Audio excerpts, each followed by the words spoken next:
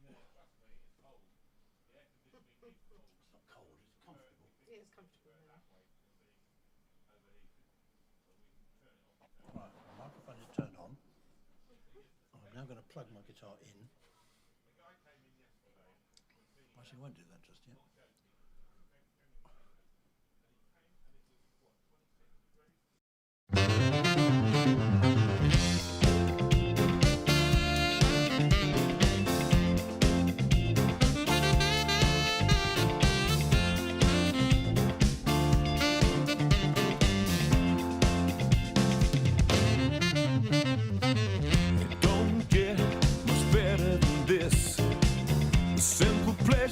We sometimes miss. Everybody can make their own list. You don't get much better than this.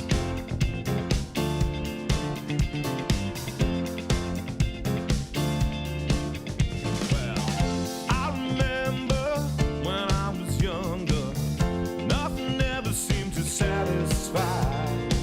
Now I'm older and wiser.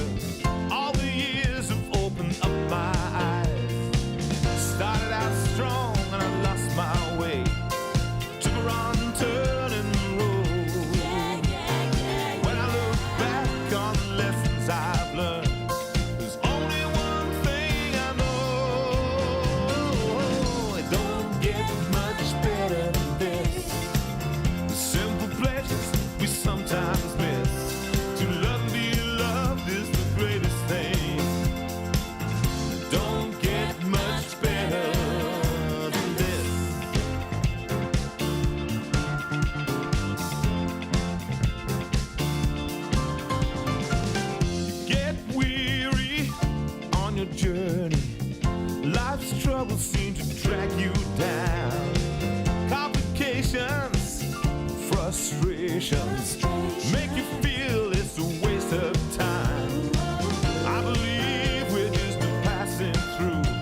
I'm never gonna be here again. You've gotta make the most of every day. Live your life while you can.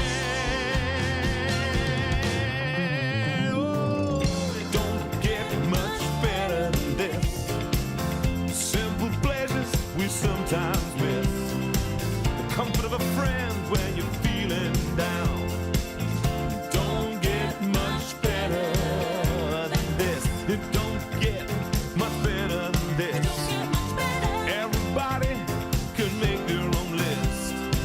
A good old amp and a nice guitar. Don't get much better than this.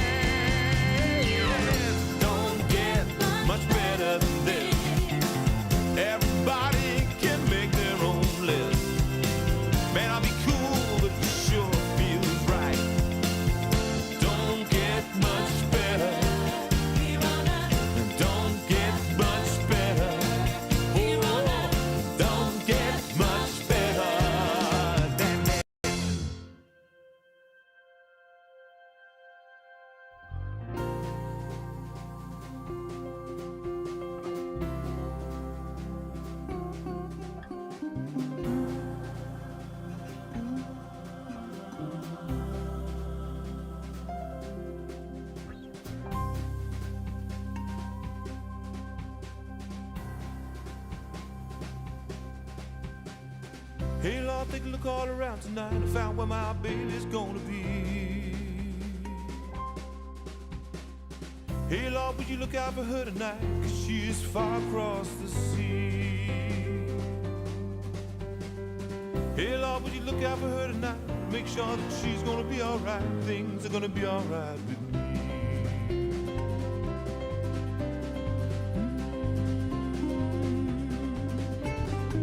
Hey Lord, would you look out for her tonight? Make sure that all her dreams are sweet. Hey Lord, would you guide her along the roads and make them softer for her feet? Hey Lord, would you look out for her tonight and make sure that she's gonna be alright till she's home in here with me?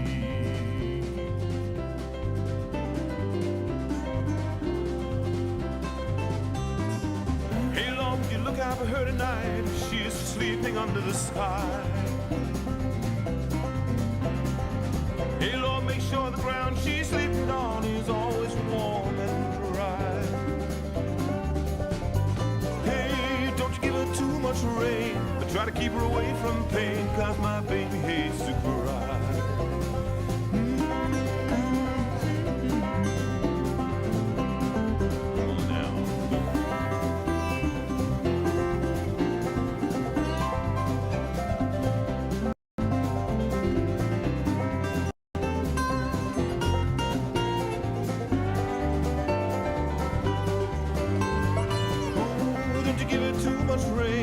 Try to keep her away from pain, 'cause my baby hates to cry.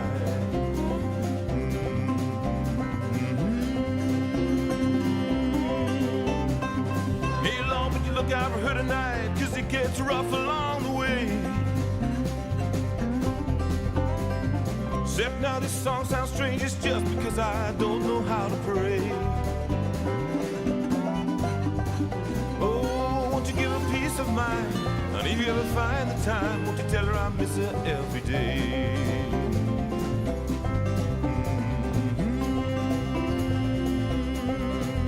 Oh.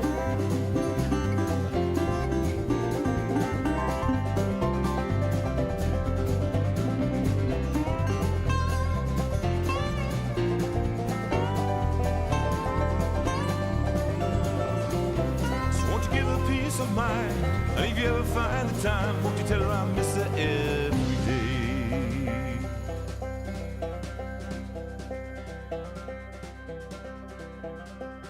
Hey Lord, take a look all around tonight and find out where my baby's gonna be.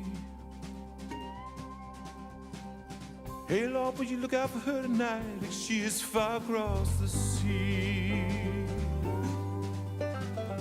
Hey Lord, will you look out for her tonight and make sure that she's gonna be alright? Things are gonna be alright with me.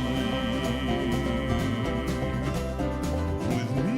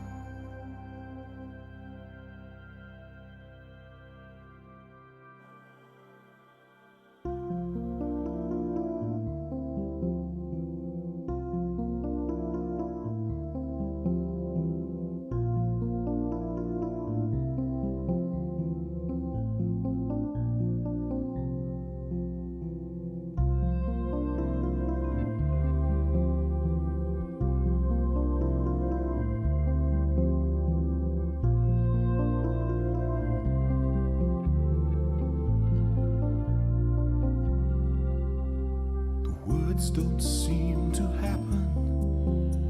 The music never comes. The story comes. Sing us a song, you're the piano man. Sing us a song tonight. We're all in the mood for a melody, we are, aren't we? Oh. And you've got us feeling. All right. That was it, baby.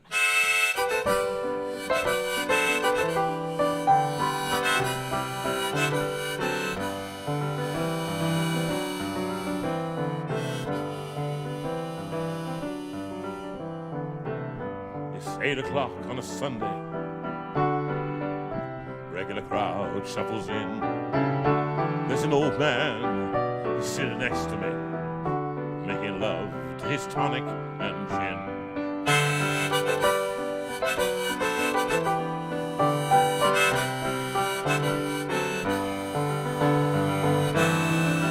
He said, son, can you play me a memory? I'm not really sure how it goes, but it's sad and it's sweet, and I knew it complete when I wore a younger man's clothes. La la la la la la la la la la la la. Sing us a song, you're the piano man. Sing us a song tonight. Well, we're all in the mood for a melody, and you've got us feeling all right.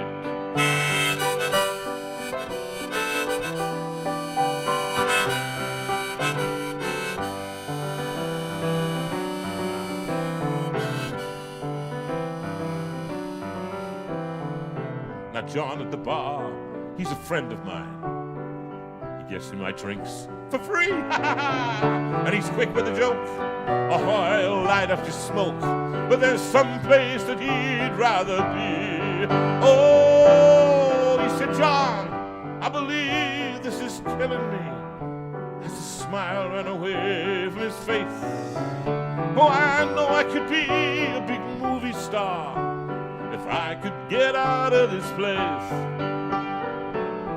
La la la la la la la la la la la la la. Sing us a song, you're the piano man. Sing us a song tonight. Well, we're all in the mood for a melody, and you've got us feeling all right.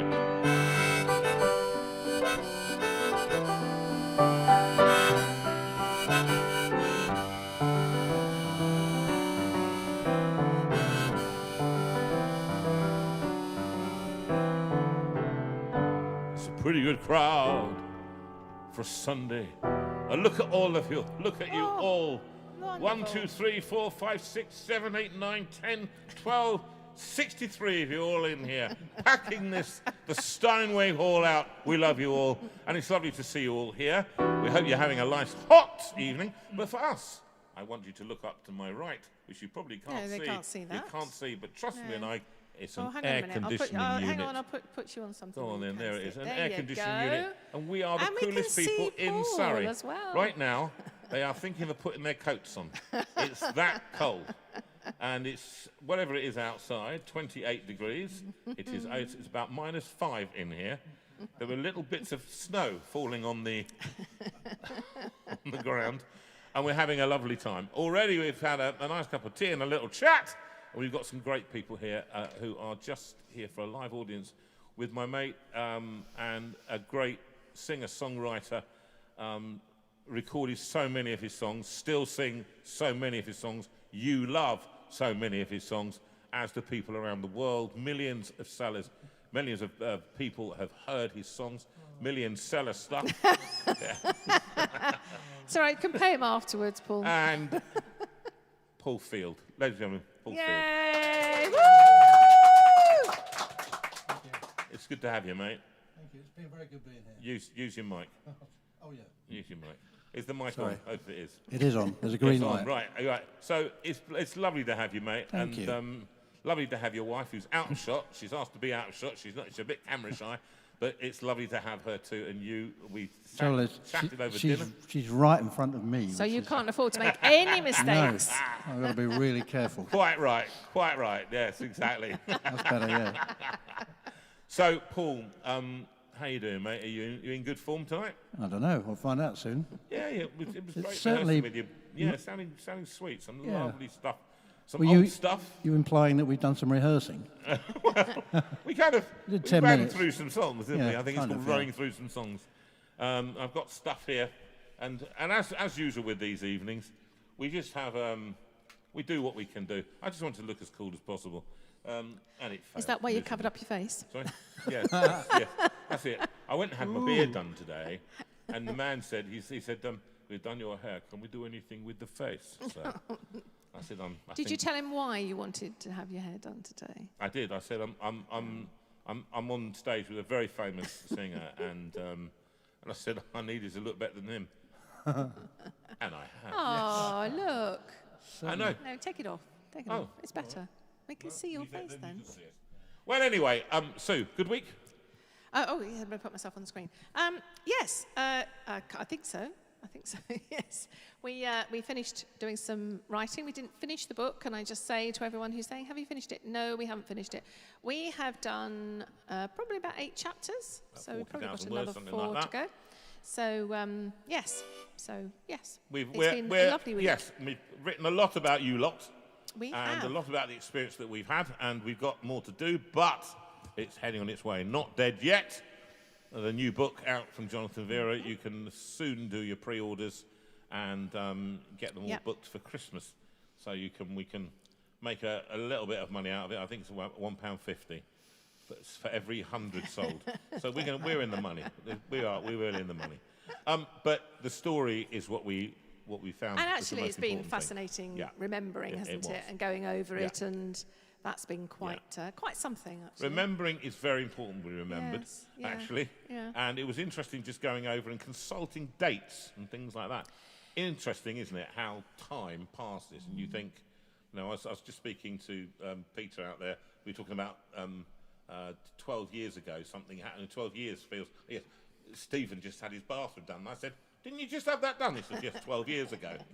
And it felt, the time passes so quickly. When you and I, Paul, when we first met, 2003, I think it was. That's when we did the first time that we recorded, which was... I was a child prodigy. Yeah.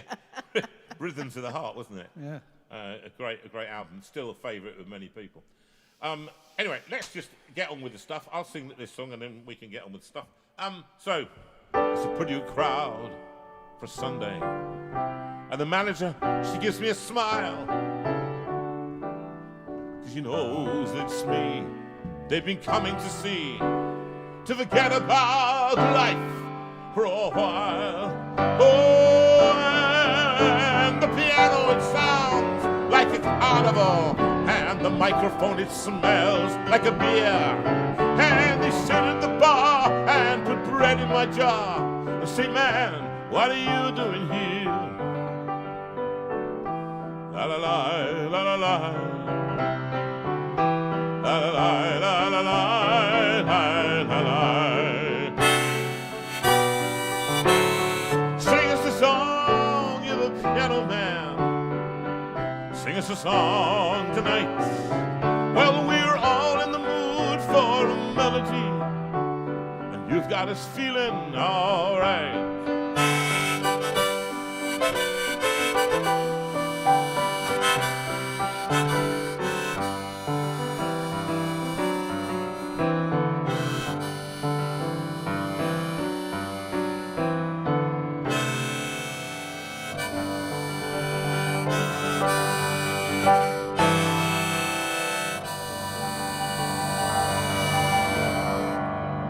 And as the piano dies away, once again we welcome you to 194th show, I think it is now, of JV Live from the Steinway room.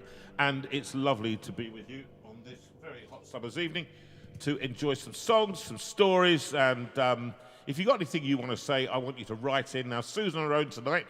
Rachel is out in a field mixing some new bands somewhere in the north of England that nobody cares about. And so, instead, you are here with us for an evening of old songs and new songs. Would that be fair? Yes, I think it is going to be fair. Yes. I've got one song to do. I've decided to do this next song because somebody's requested it, and then we'll get on with the way things are. If I could find only... I've lost them all. How many? Never mind. So this one, it will be God on High. I think right. I think you want me to do this. Yes, so this one, Rosalie wrote to me and said that could Jonathan do this one for Robert because it's his birthday and it is his favouriteest song. So for Robert and probably for quite a lot of you actually, Jonathan's going to sing Bring Him Home.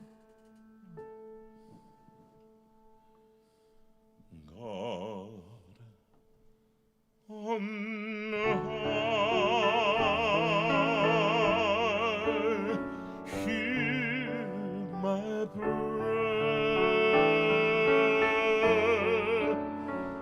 hear my need. You have always been there.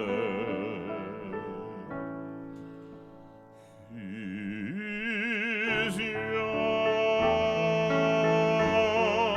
he's afraid. Let him rest, heaven blessed. Bring him home, bring him home, bring him home. He's like the son I might have known if God had granted me a son. The summers die, one by one, how soon they fly. On and I am old and will be gone. Bring him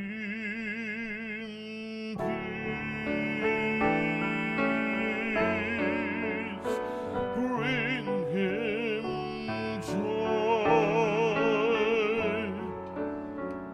He is young, he is only a boy. You can take, you can give. Let him be. Let him live. Bring him die. Let me die. Let him live. Bring him home. Bring him home. Bring him home.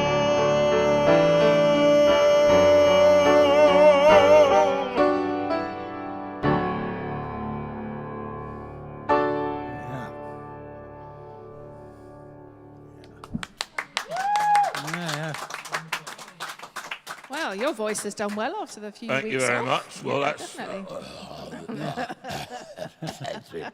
And I look forward to singing. Anyway. Do you know that I do remember being on the stage one of the first times I went on Glyndebourne, and I sung the first aria, whatever it was, and I had a whole evening to go, and I had so oversung, and I'd given it everything on that first aria, and when I went to open my mouth, I went, and I had to go. I went off the set quickly and got water, but I haven't got them here. No. Vocal zones, right? These things here, vocal zones. This show is sponsored by Vocal Zones Yeah. for all your vocal needs. And I remember thinking, oh, well, I'll have to get one. So I got one in my mouth. And I stuck then that was it for the rest of my life. But at Covent Garden, I went on to do the Marriage of Figaro. And I put one, and what you do is you stick them, because they've got a little hollow bit at the bottom. So I learned to stick them onto the roof of my mouth, right?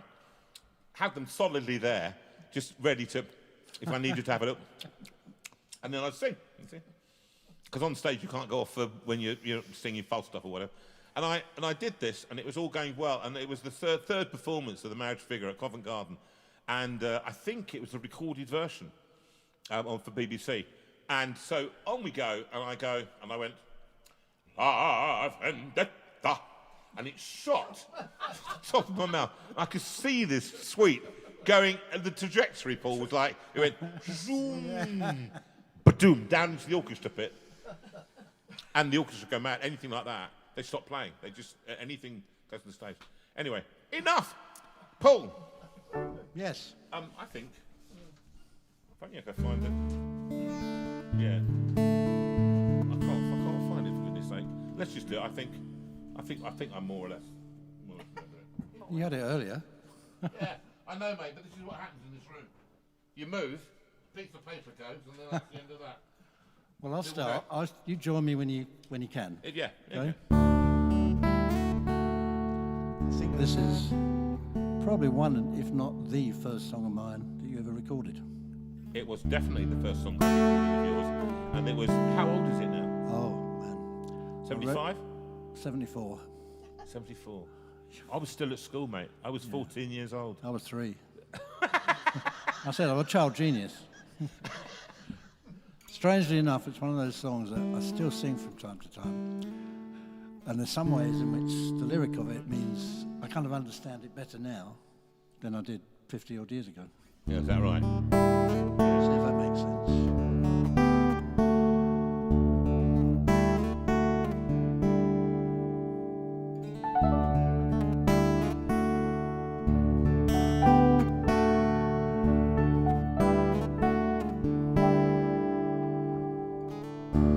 I am nothing without you. I'm not ashamed to say. Though sometimes still I doubt you along my way. I am nothing without you. I'm an eagle with no wings. I forget about you, I'll lose everything.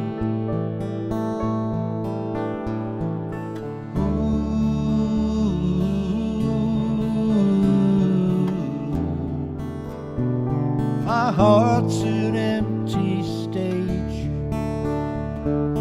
Let your play begin.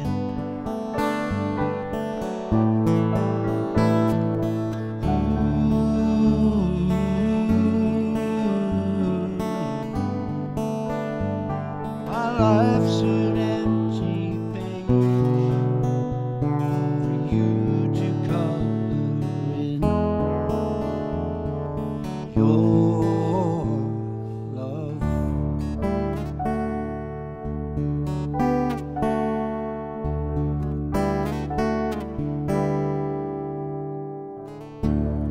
It's such a funny feeling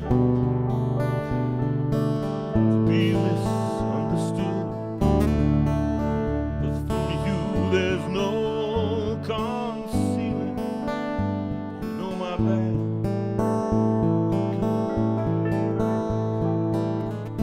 So I'm not pretending my story never fades. But I've already read the ending, and your love prevails.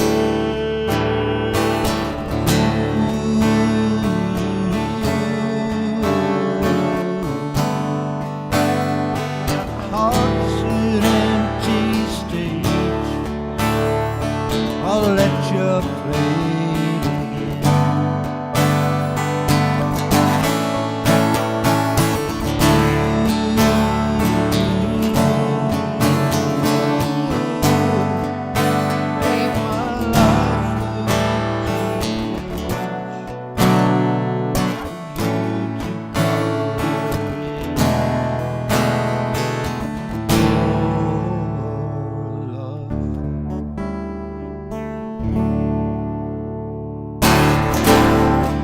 think all the time I've wasted.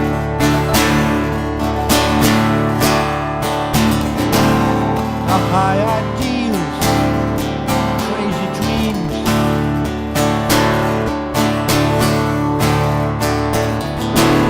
If only every man could taste this wine I've tasted, we begin to learn what freedom really means.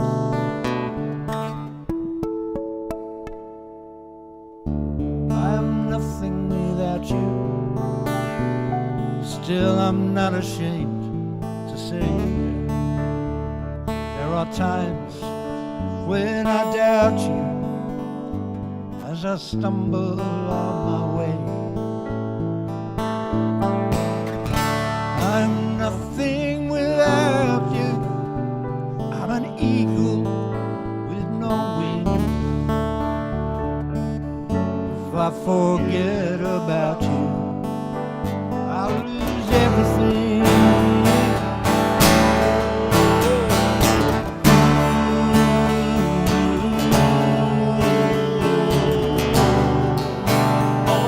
Heart's an empty stage. I'll let your play begin. Oh, let your play begin.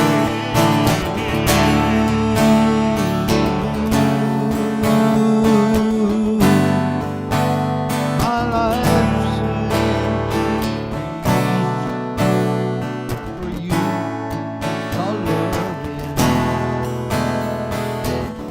coloring your love.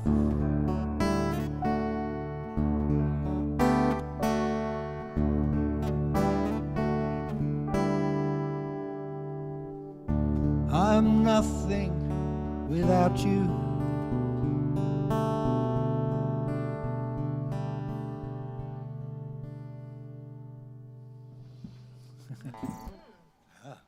I used to whenever.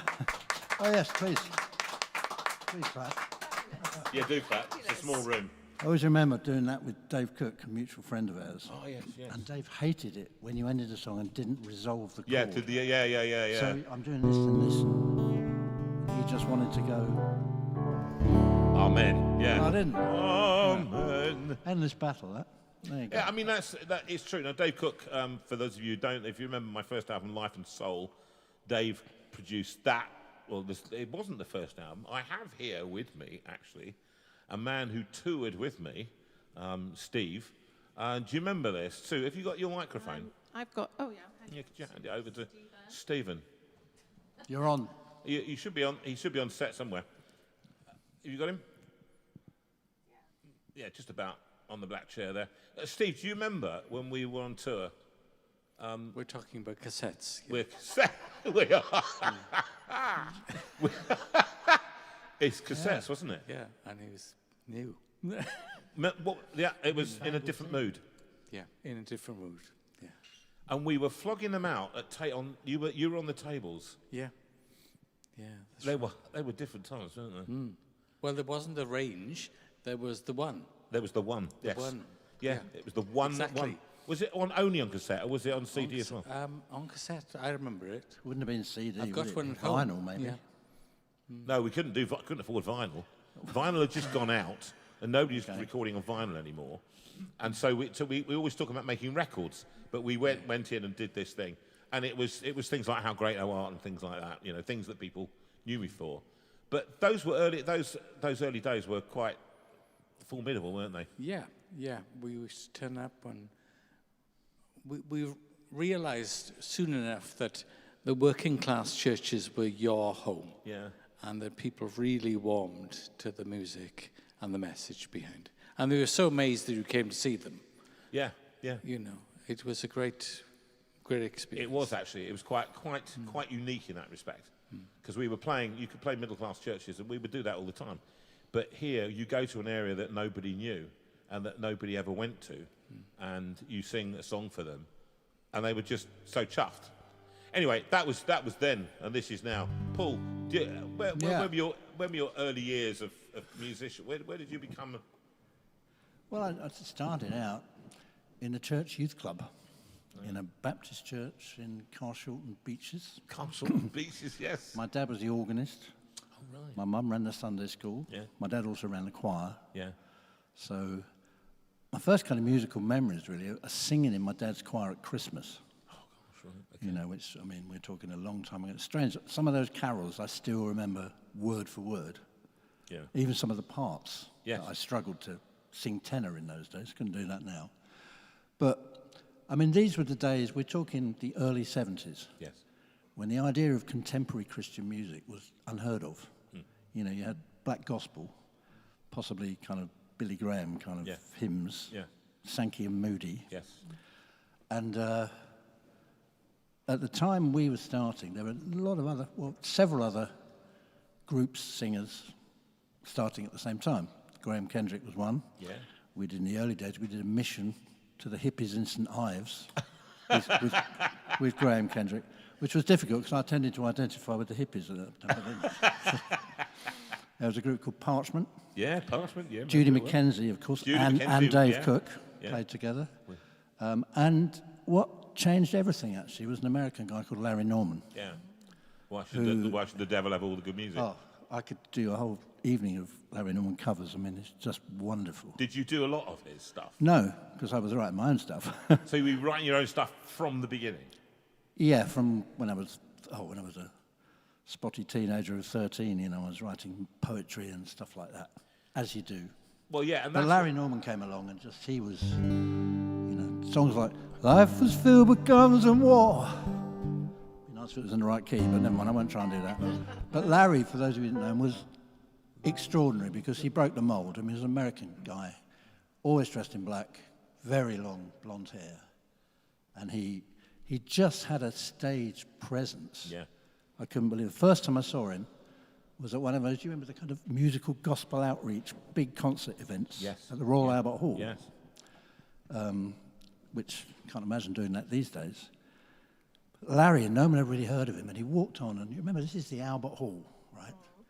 He comes on, he's got his coat on, his guitar's in its case, didn't even look at the audience, he went to the back of the stage, put the guitar case down, very slowly opened it up, took his jacket off, put the guitar on, tuned it up. And Well, looked on at- the stage? Yeah. He didn't bother... And by the time he spoke, we were all spellbound. Yeah. Because you'd never seen anyone behave like that. No. You know. And thing is, the more I got to see Larry and know Larry, he had a knack of making everything seem spontaneous. But you began to realise that his stories, like for a lot of us, Yes. we tell them all the time, and we try and make them sound fresh. And he had a marvellous way of doing it. And we did a few gigs with him with Nutshell, the group I was with. Tell us, hold on, just pause that a minute. Okay. Because you started that when? I started with a group called Sound Faith, which was a very short-lived bunch of people from church, which went on to be the, at the time, appropriately named Jesus Revolution. Yeah. And that didn't last that long either. And we changed our name to Nutshell. And at that time, because of all this stuff going on with contemporary Christian music, there was a lot more opportunities. A lot of churches had coffee bars, you know, to bring in the young people.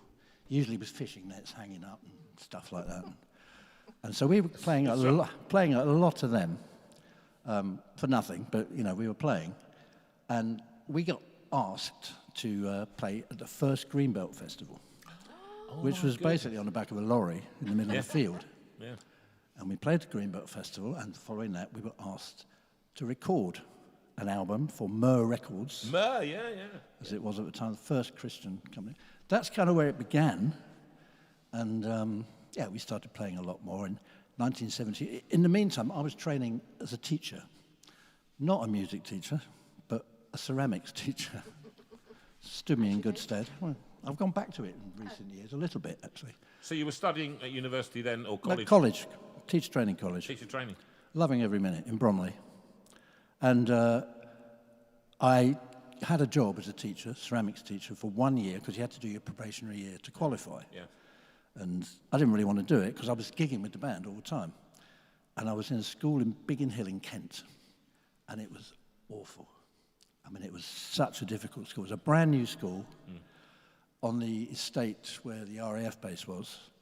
And Bromley Council, in their wisdom, had shipped all the dodgy kids from every other school into this one. So, and I'm a young, 20, 21-year-old teacher. And I'm doing gigs twice a week, if not more, living in an awful bedsit in Bromley, getting up at 6 o'clock in the morning, getting 2 buses to go and face, the third year, as they were then, who would be throwing clay around the room. And just, it was not a happy time in my life. So I'd like to say that, God called me away from a promising career as a teacher, but I couldn't get out quick enough. No. You were happy to go. 1976, we went full-time with Nutshell. That's a big move in those days, wasn't it? It was. I mean, we were all supported by our parents and stuff. Yeah. And gradually, that built up. And Nutshell. Well, massively. Yeah. I remember when I was 76, you said. 76, we went full-time. So, and what was your first album? In Your Eyes. In Your Eyes. That was in 74, the Fly first Away, album. that wasn't the Fly Away was the second one. second. That's the one I remember. That was my first album. Fly away in your... In fact, it's up here, Somewhere. up there, Okay. on that stack of records. Is it signed? But no, I'll get it signed now. So, Fiver, and I'll do it for you. spoken like a true singer-songwriter. So fly I always think away in your love. Flying away in your love, good flying away in your love. I can remember it, see. Go on. Sitting on a train, rolling down the line. Someone there to meet me with different keys at the end. I shouldn't go too far because I won't remember anymore, but I remember the chorus. we're impressed, Paul. But, We're yeah, impressed. but the chorus was... Do you Yeah. remember it? What? Did you remember it, Julia? I don't remember. You don't remember Nutshell? All right. Any of you remember it? Yeah. You remember Nutshell? And that We song did was- Empty Page was one of the first songs Nutshell did. Well, not the first songs, actually. I think that was on the third album, Right, okay. when I changed my women, as was famously reported. Well, the 2 girls that I'd started Nutshell with, they were both teachers. And they, to be honest, were more into teaching than the singing. Yeah. And the record company introduced me to 2 Glaswegian girls, Aye. which was terrifying in itself. Yes, indeed. Mo McCafferty and Annie McCaig. Yeah. And they were just wonderful singers. Yeah. And I sang on an album with her, with Yeah. Adrian Snell. I think Adrian Yeah, Snell well, she was- sang on those. She went on to sing with Simple Minds and Yeah, Level yeah. 42 and Yeah. Culture Club, Madonna. Yeah. But, yeah, and somebody reported, Paul Field has 2 new women. And this was the year after I was married, of course, as well. So So how was that? So there we go. It was tricky. Good days. Yeah, okay. I can tell you she's looking puzzled. She doesn't know what to say. So, sing us a song. We'll Okay. come back to the story. Well, you said earlier I'm going to try, because I knew you're a very friendly audience. So I'm trying to give you an outing to several pretty new songs, okay? And one of the things I started doing really during lockdown, everybody was looking around for things to do in lockdown. I mean, that's where you started doing the Steinway room, isn't it? Yeah.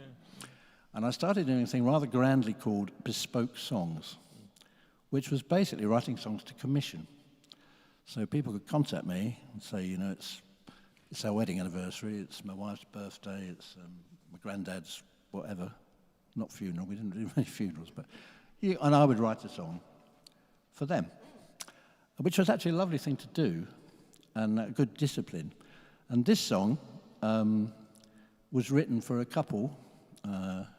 You don't know who they are, so if they mind me singing it, they're probably not listening, but they might be, but who cares? Who had, let's say, had a long, difficult journey to meeting each other, to falling in love. They'd been around the block with different relationships, and they'd found love much later in life. So this is what I wrote for them. It's called The Long Way Round.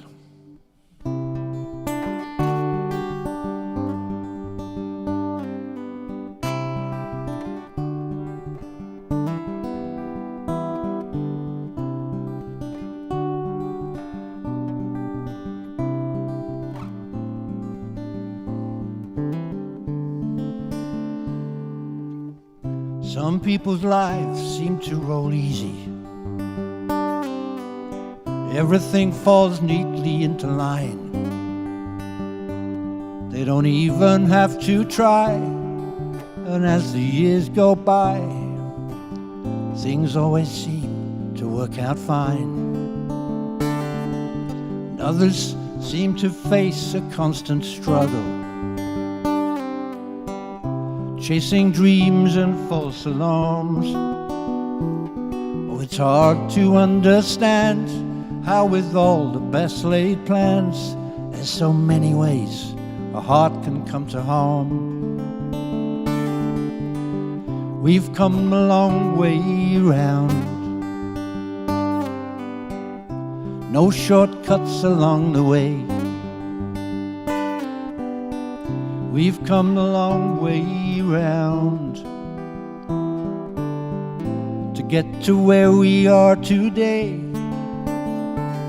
But it's all been worth the waiting to find the love we found. We've come a long way round.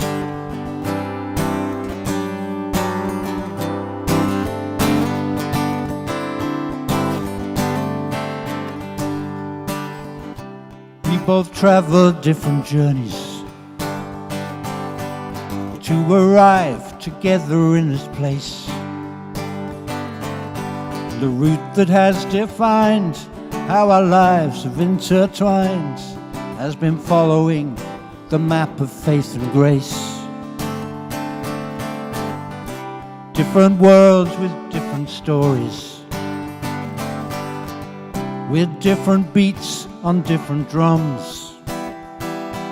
Now together every prayer is for the future that we share, believing that the best is yet to come.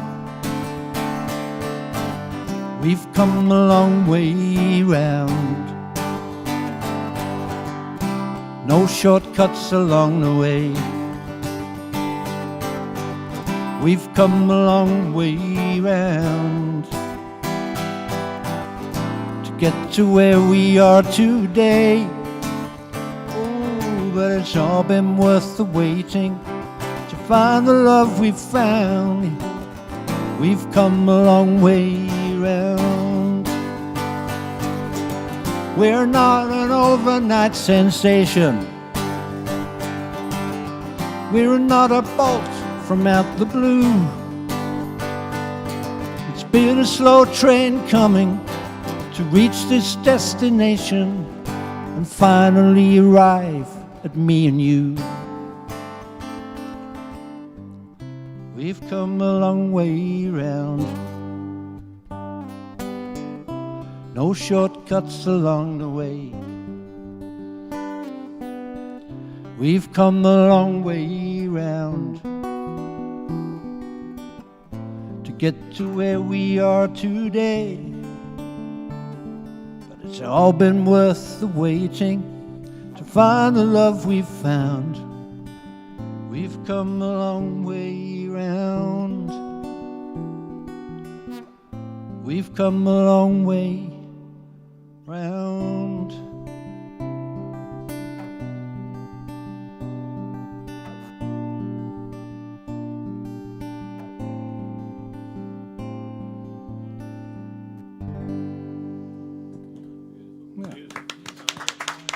Beautiful, that's them. That's a lovely idea, writing a bespoke song for... Where did you Yes, come so up if with that? anybody would like Well, can I just say, contact me. that one got a huge response, lots of hearts and lovely it? song. Yeah, people you. absolutely loved it. Thank you. You know Absolutely where to find loved me. it. Paulfield.com. Yes. It's very interesting. Yes, Paul. Yes. Cheaper than you think. Cheaper than you think. It's getting cheaper every year. Has to. I like that. But so what are people writing in? Oh at all? yes, wonderful lyrics. Have we had a Beautiful Jerry yet? song. We have had a Jerry. That was a while ago. Who's so, Jerry? Okay, Jerry is our poet laureate. Come on, Jerry. We need one We about need, Paul. we need a one. So he writes a limerick for every person that's in. A limerick. A limerick, usually. I'll see if I can find the one Find you it, wrote okay. earlier. Can't find it yet. Let me just Anyway. take a moment. It was a while back. well, it was about your Go on, hat. go on. No, I mean, we were talking earlier, about writing. And you are very much a man of melody. I mean, fair to say, I think you don't write hardly any, if any, lyrics. He died for me upon the tree to Yeah. set me free, ye, he. Yeah. That's just about, I mean, Yeah. that's... Things are all coming and things are all going. Things are all, oh, yes. There was a song I wrote. It was, things are all coming and things are all going, making great cause for concern. I That's said it. different religions and great Oh, now you've started him off, showing us which way to turn. If we believe we are being deceived by thinking what men say is true, I'm going just take home. one look at the world where we live, see how it benefits you. 1979, mate. Well, I tell you, I'm going home now. I'm going home now. I can't repeat. it was all downhill after that.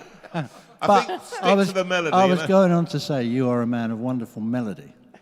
Now, for me, my writing has always been, I mean, I play adequately, but I'm not a great musician.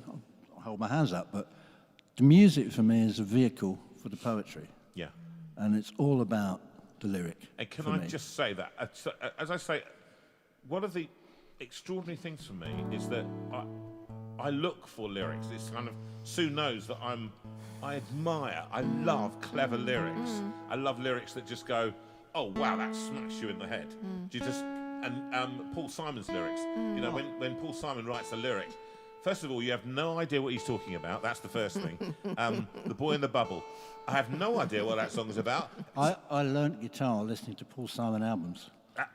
Was he Wednesday morning, 3 a.m., you know, the first one? Yeah.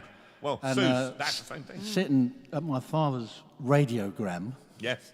with the, The record. needle, putting it on and off, working out what he was playing and putting it back on, Sitting on ruining the the railway needles station, and got a stuff. ticket for my Yeah, there was a time when I could play all of those. It was great. When I was at college, I must have been sickening, actually, because I used to turn up at parties with my guitar. Yes. Because, you know, guitars kind of tended to attract girls. Yeah. Well, I thought they did anyway. Yes, they did. No, Yeah, they did. they did. He's a Yes. guitarist too, so there we are. So, you know, I'd be sitting down playing, let us be lovers, we'll marry our fortunes, Yeah, Paul they- Simon sings. And the girls would hopefully be going, wow.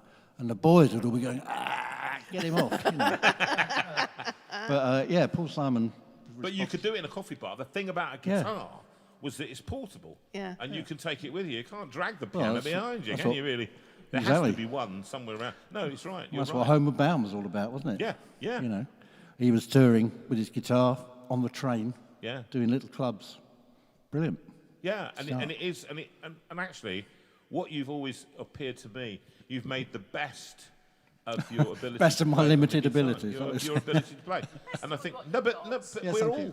Paul, to a greater or lesser extent, Yeah. we're all limited in what Yeah, we yeah. can do. I can play certain bits of piano that other people can't, and so that it works that way. But I get Mark Edwards in here, Oh, yeah. and I just sit out. What's the point of me playing here? No. If you've got an MR2, why would you not want to drive Yeah. a Porsche? Is my No, well, we both work with Mark. I mean, we've both worked with some stunning musicians. stunning musicians. Yeah. And, And what I they love, can say they have worked with you. Yeah, but it's always better to crowd yourself around with But, great yeah, people. I've always admired. I mean, I don't read music. I can read if it goes up or down. That's about it. But the rest of it's a knitting pattern to me. I don't have a clue. I know somebody else like that. But thing is, I've always admired. I mean, I've worked with musicians who are brilliant, technically brilliant, like you, who can put a bit of Chopin in front of yourself and play it. And I worked with a guy in Holland for many years. A still very good friend, Henk Poel. Fantastic. And I he first he met- worked on that album with us. Oh yeah, of course he did. Yeah. I first met him. He was playing at a club, a bit smarter than the Billy Joel club, I think, called the Wilde Peters. It was a restaurant, and there was a big grand piano on a glass floor. Yeah. So you basically look up and see through his trouser legs. So you play it above. Lovely. But he would play, and he'd play requests. But he'd start off playing a request for somebody, play Misty for me, whatever. He'd play 10 bars, and then he'd improvise. And then they'd ask him for a classical piece, and he'd play something impossibly difficult, and he'd change the key. He'd transpose it as he went. But he could also rock out. Yeah. He'd say, Hank, this is 12 bar in G, Yeah. and he'd be away. So the musicians that can do both Yeah. are few and far between. Yeah. They're usually either a bit more like me or more like you, Yeah. I think, to be fair.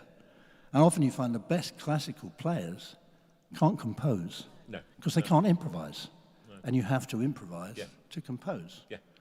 Whereas because I don't read, I don't know what I'm doing half the time. So You just think, oh, that sounds nice, I'll do well, that. most songs start with what my father famously called noodling. Noodling. Well, that's a nice bit of noodling. You're doing Go on on, the give us an guitar there, example. son. Go on, give us a Noodle. noodle. Well,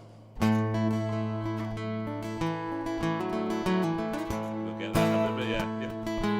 now this link takes me perfectly into a song. So this is a brand new Give me a song, moment. and I convinced JV that he would love to play banjo on it. Now, have you So ever heard if you him- want to go and, people out there, if you want to go and make a cup of tea, now's the time No, to do it. no. The song's all right as well. Have you ever heard him play banjo? No, nor had I until today.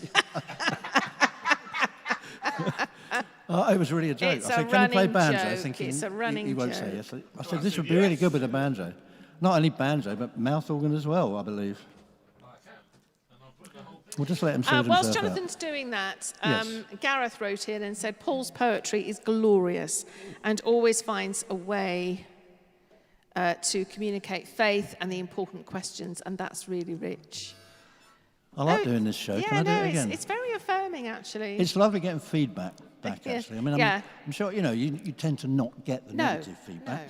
no, but this the is positive fairly one, instant. No matter how many years you've been doing it, No. you're still insecure as an Whilst artist. Jonathan's sorting out the banjo, Jerry's written 3 verses for you. So, Oh, the Lord is our strength and our shield, and often to us he's revealed through the music and lyrics that form the panegyrics, which come from the pen of Paul Field. I don't know what panegyrics, I have no idea. He's to trying look to be that one clever up. now because you're a wordsmith. The thank you Lord very is our much. light and our hope, and for him no there's one more. is out of scope. As God of the moon and stars shows, our Maker each of us knows, as we walk life's slippery slope. Paul Field's written songs for the best, to which citations and awards will attest. And what he's written for JV has brought him to you and me. A big Steinway room welcome. Be blessed. Thank you. Who was that again? That's our friend Jerry, Jerry. who sits there. Thank you, Jerry. his I used house. to live in Wallington, just down the road. Oh, right, yes. So, but it kind of takes me into this song Yes. because one of the things I've always tried to do is be honest in my songwriting. Yeah. Now, with the first Nutshell and the second Nutshell album, actually, there were 2 issues with that. Firstly, it had a song called It's Hard to Say Goodnight, which was about trying not to go to bed with your girlfriend, which is not a subject that was generally covered in Christian music. And there were a lot of songs that were questioning as well. And when the song was released in America, our record company, Norman and Ian, released it, and the American company came out and said, "We really love this record, it's really great, but why does this guy write about problems?" And Norman, or Ian, whoever it was, quite fairly replied, "Well, Christians have problems." Yes. And the guy said, "Yes, but they don't write about them." Yeah. I thought that was tragic. Very. And that's stuck with me ever since. David wrote about all the problems. Absolutely. You just look at the Psalms. So this is a subject we don't often talk about in church, depression. Now, I know whenever I play to an audience, maybe not this small, No. there's always 1 or 2 people Yeah. who understand what I'm getting Yeah. at. And depression, for those of you who don't know it, is the most painful for the people who have to watch it. Because there's no rhyme or reason to it. It No. doesn't come. You No. can't say, "This has depressed me today." I mean, it just happens. Some days you just don't want to get out of No. bed. You don't want to do anything. And that's tough. So this is the first outing for this song. And I thought it was kind of appropriate that a song about depression should have a jolly tune and a banjo. I kind of like Which is a great irony. I like the contradiction of that. So this is Let's have a look. for those who live with people with depression, one of whom, of course, is sitting right in front of me, and I should try not to catch her eye as I go through it, and I'll try not to mess it The up other one either. is over here. Oh, there you go. All right. I'll be ready. I'm starting, aren't I? Yeah. Yeah, you good. started.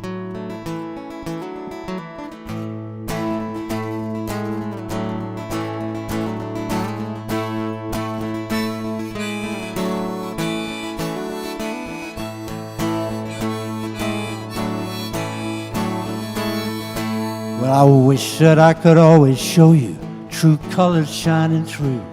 So often all you get from me is 50 shades of blue. I know when my demon's on my back, I'm hard to be around. I wish that I knew better how to tie the black dog down. Tell me that you love me, tell me it's alright. Tell me that you'll hold me in your arms again tonight. Tell me that you'll always stay to be my solid ground.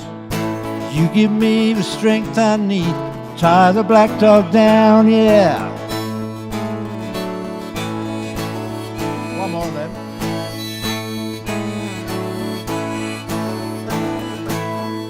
I've got no excuses or reasons to explain why I lay the weight on others time and time and time again. I got friends still looking out for me when I don't want to be found. Oh, I hope and pray to find a way to tie the black dog down. Tell me that you love me, tell me it's alright. Tell me that you'll hold me in your arms again tonight.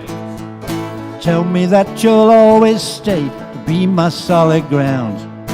You give me the strength I need to tie the black dog down, yeah. Hey.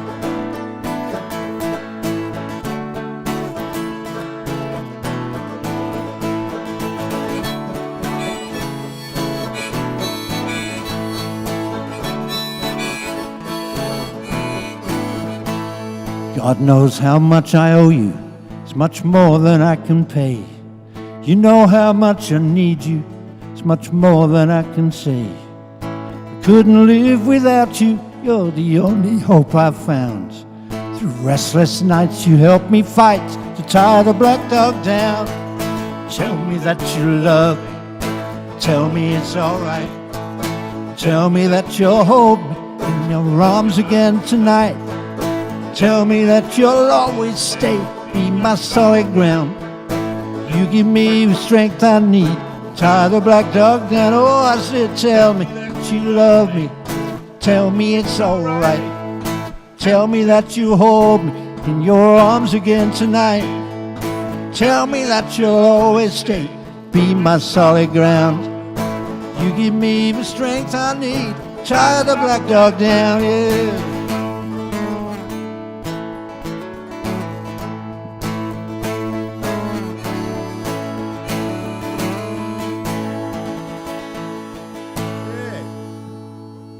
We should do a country album. Yeah, definitely. That'd be great. Hi, the black dog. You've got me singing that. I think it's the name Churchill gave to his depression. It when was. he talked about It the black was. dog. Yeah. I mean, it's a very interesting thing because I think actually, I can't speak for everybody in this room, but I know- Jonathan, people Hold on, can't hear you. Put it down. Just put it down. There we go. Put it over there. Fall down.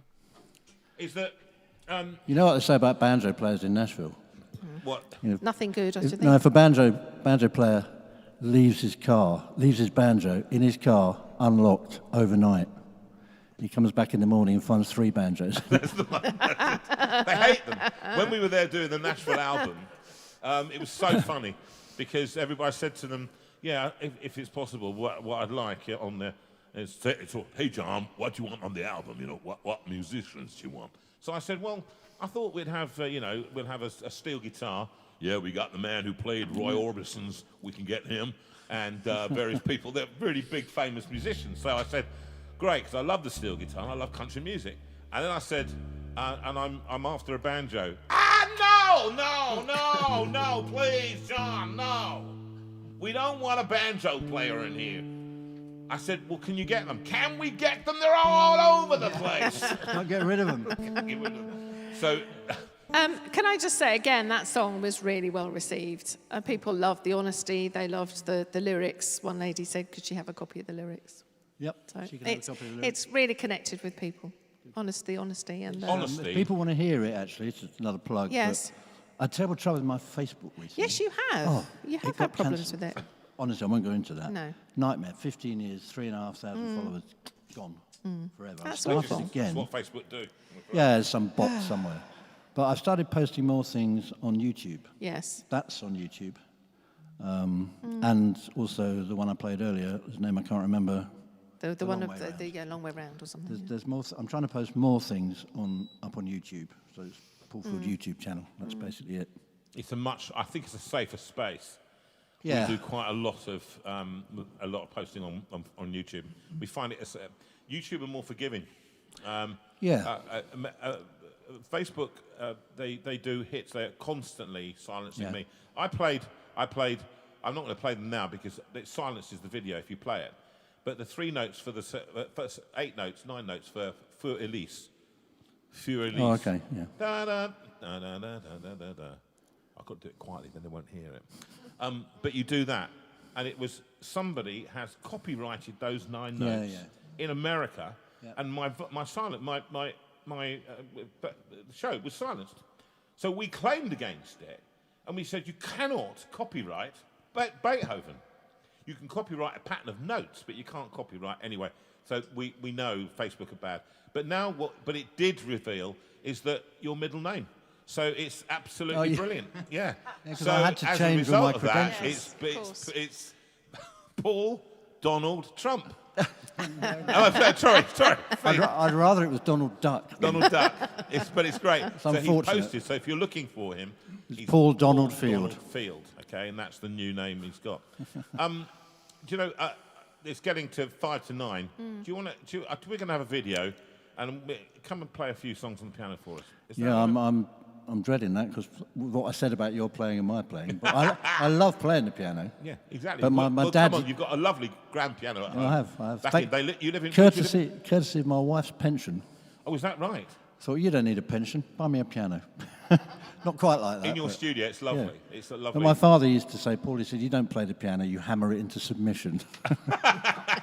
So that was a bit unkind. Well, I'll tell you what, here's a video while we're watching. Okay. While Well, we're have a changing video. plans, So okay? you enjoy the video while we put Paul on the piano.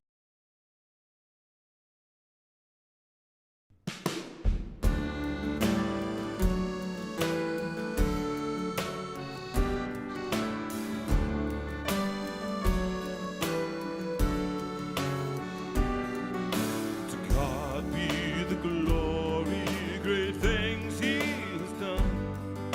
So loved He the world that He gave us His Son, who yielded His life an atonement for sin, and open life gifts that all may go in. So praise to the Lord, let the earth hear His voice. Oh, praise to the Lord, let the people rejoice. Oh, come to the Father through Jesus the Son, and give Him glory, great things He has done. Oh, give Him glory, great things He has done.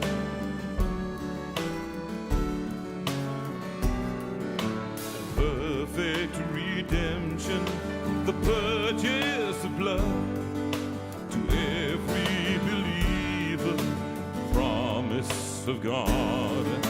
The vilest offender who truly believes, from Jesus a pardon receives.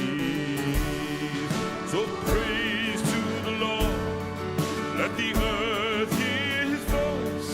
Oh, praise to the Lord, let the people rejoice. Oh, come to the Father through Jesus the Son, and give Him glory, great things He has done. Oh, give Him glory, great things He has done.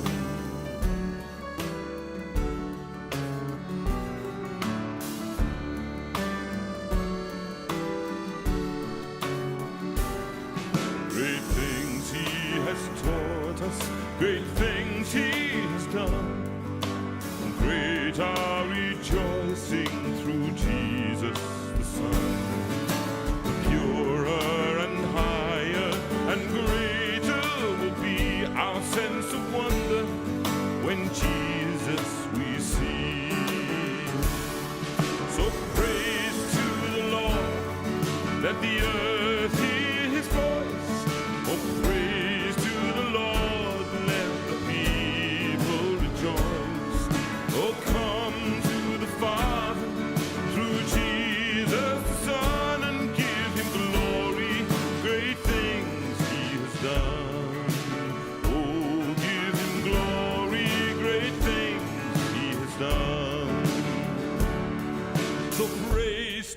the Lord.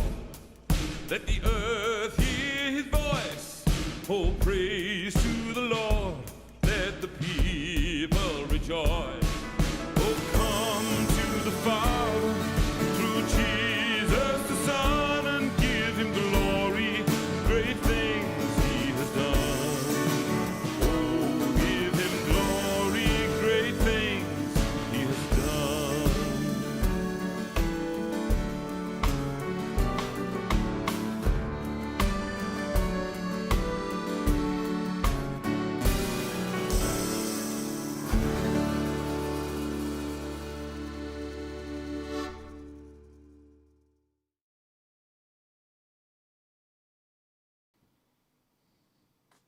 Oh, that's a great song. To God Be the Glory, rewritten by JV and with the band. Now, listen, you've swapped places. Change of roles, yeah. You're on the piano. Tell us about the next song you're going to sing. Okay. This has got a lot of words. I got them here, and I'll probably get them wrong. It's again a pretty new song, and sometimes what triggers a song for me is just one phrase or one simple idea. I mean, Empty Pages, a bit like that. And this, I don't remember what I was reading, but I read somewhere a quote from, it's actually Edmund Lockhart, who was the pioneer of forensic medicine. No, sorry, forensic science. That's more important. And what he said was, every contact leaves a trace. And actually, you think about that in relation to our lives. You know, the people we meet, and what we were talking about earlier, you know, little acts of kindness, things like that. Yeah, anyway, that's the song. Let's hope I can do it justice. You've got one pedal less than me. Yeah, sorry, we couldn't afford three. Don't worry. In 1889, they couldn't be bothered. I don't know what the third one does anyway. They went, oh no, that's the clutch on the left, isn't it? So. Oh, I thought it made me play faster. So you-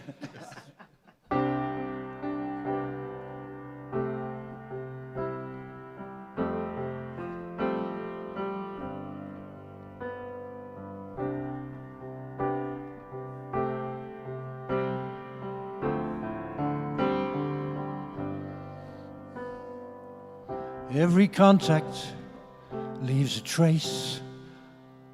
I can't read it from here. It's difficult, you see. The light's wrong. You need some glasses. Yeah, I've got them, but not here. It's all right. You need mine. I don't know. Will they work for me? Hey, could you pass those over and see whether Let's have a go. Will they They suit might me? not be, but give it a shot. Will they suit me? Thank you. I should They'll have thought of look that better on before. you than on me. I didn't think of that when I got here. Any good? It's slightly better. Let's see. What do I look like? Yeah, Oh, try yeah. everybody's glasses. Else has got a pair. Come on, let's try them all. Right. They look Anybody all right. else? Oh, no, sorry. They're They're worse. right. Try hers. They're worse. Where are mine, Ruth? In the kitchen, aren't they? Oh, that's better. Oh, hallelujah. And can I say, Can I they keep look them? very sexy. Can I I keep- want you to know. They do Do look they? better, don't they? They Do do. you- All right. Sorry, What do you mean as- they look better than my pair. I mean, you come Sorry, here, Ruth, so you know, all the way from the southwest. As my style guru, is it all right? Am I allowed to play this? There are millions of people watching this, you know that. Millions. Literally millions. Right, forget the intro. So I don't Kath waste any Gibson. time. This program is sponsored by Kath. Every contact leaves a trace and changes the world in some way. A smile or a touch or a tender embrace, little things that we do every day. Part of life's rhythm, part of life's beat that we all take for granted sometimes. Encounters with strangers, friends that we meet, stories written between every line. A quiet, gentle word in troubled times, a text or a card to remember. A meal with a stranger, secrets untold, to silent tears softly surrendered. And each act of kindness is a gift we can give. It's what our shared humanity's for. Through all the distractions in this life we live, there's nothing on earth matters more. So hold on, when all else seems to fail and we travel in different directions. That's all right. Every life tells a tale made up of a million connections. All our hearts beat in their own time and space. Still every contact leaves a trace.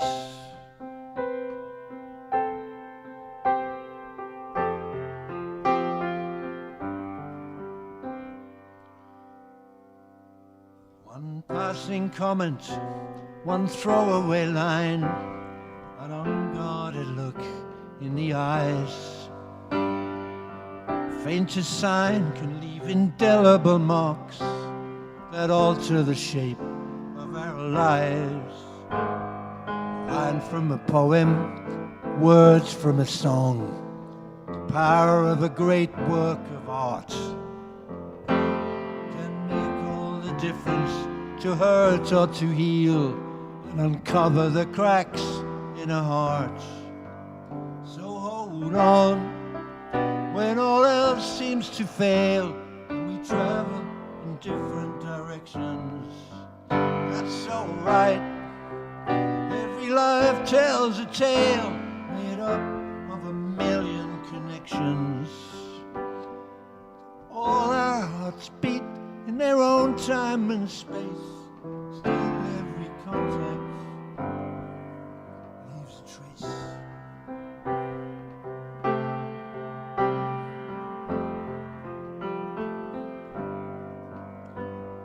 All our hearts beat their own time and space.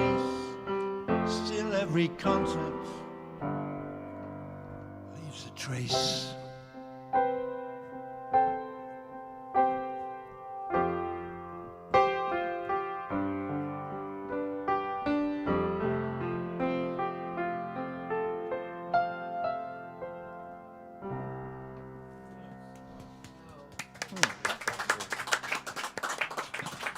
This next one, this one's a bit hard. I like this song a lot, and I. How do you know what I'm going to do? Well, I think if it's the one you said you were going to do. It is. You're reading my mind. It is. It is that one, and it's go on, quick Okay. intro. I did a project. It must be 10 years ago now, 8 years ago, with Exeter University in collaboration with about the homeless, giving voice to the homeless in Exeter, which is very close to where we live. Yeah.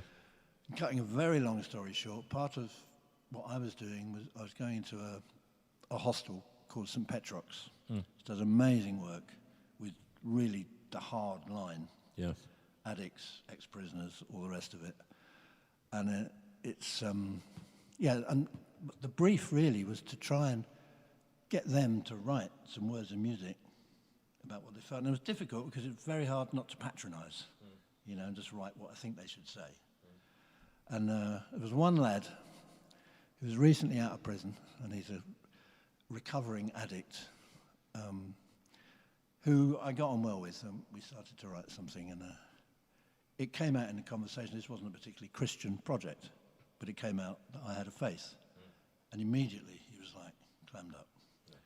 And St. Petrock's, you should know, if you know Exeter at all, is right opposite the cathedral. Literally, it's 100 yards away. And he said, and with an awful lot of expletives thrown in, said, I tried to go in that church, and they just, they wouldn't let me in. They wanted to charge me money to go in. And I just felt so unwelcome. I wanted nothing to do with them. And I thought, well, we're doing something wrong there. And, we can have a long discussion, as we've had before and will again, about the worship we use in church, some of which is great and some of which is horrible to me. But I thought when I wrote this song, I thought I'm never going to be able to sing this to Christians because they might not like it. But I've done it a few times, and again, the people who don't like it have kept quiet about it, so we'll see. Paul, sorry, darling, could you just tilt your mic so it's more to your mouth? I'm having a few people say... I thought that was my mouth. Am I I playing want the it piano tilted too a loud? bit more towards your face, I think is what they want. Probably need to play the piano a bit quieter because it's quite loud. As my father said, I hammer into submission, Okay, we'll back off that a bit.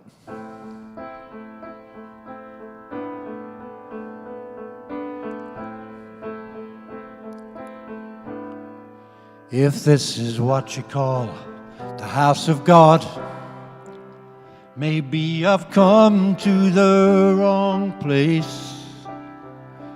I didn't come expecting judgment here. I came looking for grace. I didn't come for a performance or for sanctimonious songs. I just thought I'd find acceptance here. Or maybe I was wrong. If this is what you call the house of God, and surely it should be for all,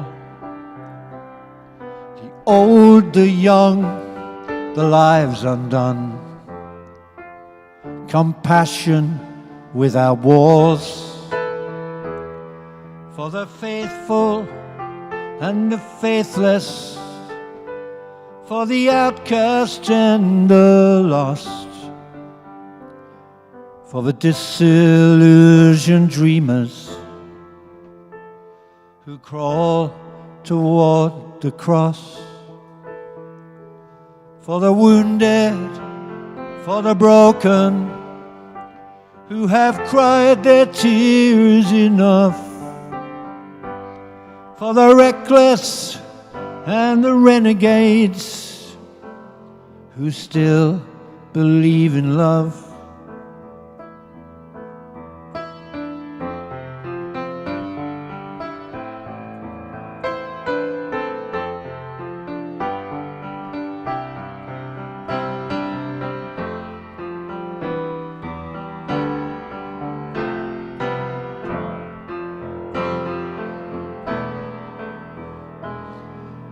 If this is what you call the house of God, maybe it's time that I checked out.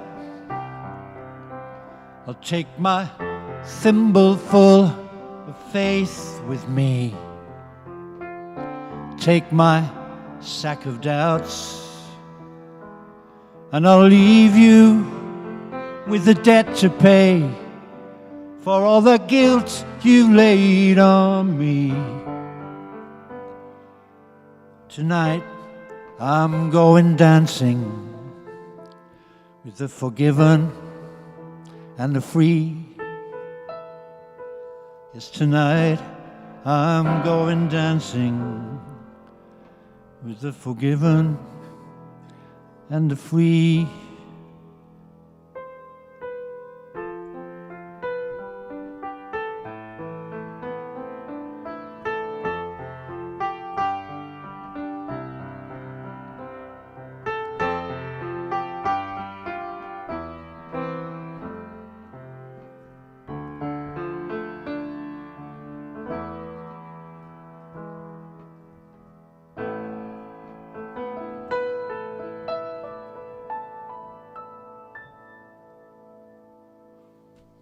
Amen. The line that gets you, Julia. What was the line that just got you? That you went, oh, the same one. I went, as we were Crawling to the cross. Crawl towards the cross. Crawling towards the cross. And actually, Gareth picked up the same line. Superb lyrics. I mean, and that have so just disturbing. opened up people's hearts, actually. So disturbing and so true. We're going to have a break. We'll come back and talk about this and issues about social justice that you've been spending your whole life doing. But we're going to have a little break. Give people a break in here. Give people a break out there. And I hope you're enjoying tonight's show. And we love you very much joining. And a second part of the show will be in around about 10 minutes' time. So until we see it, and it will be a late show, stay up. It's worth staying for. So we'll see you later in 10 minutes' time. Thank you very much and see you later. Round of applause. Here we go. And there's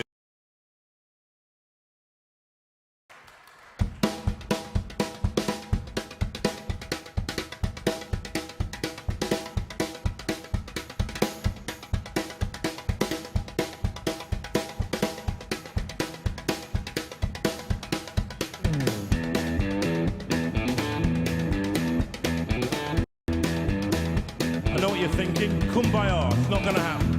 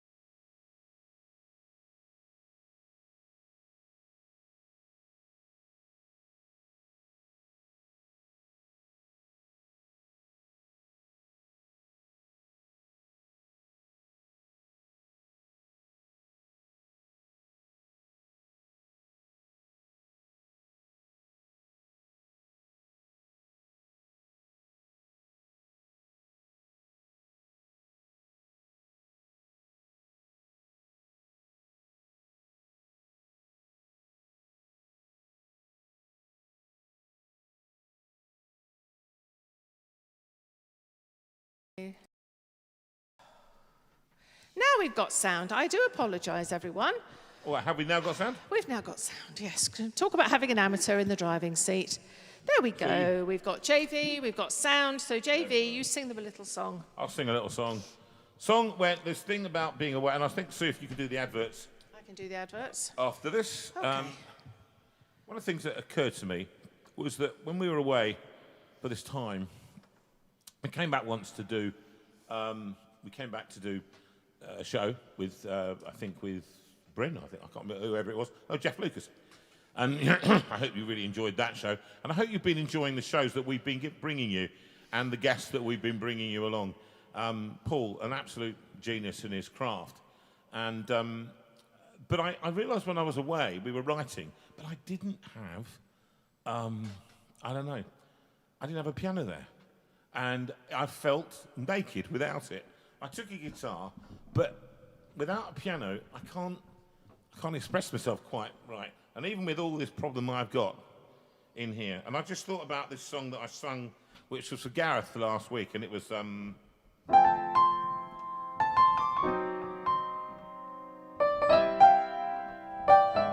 Baby Grand from Billy Joel, and I thought it expressed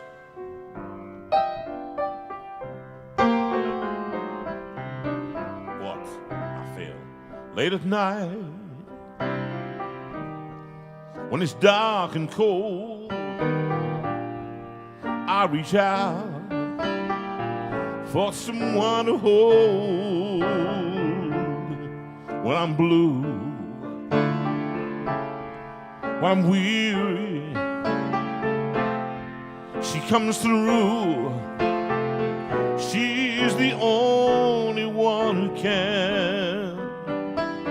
My baby Gran is all I need.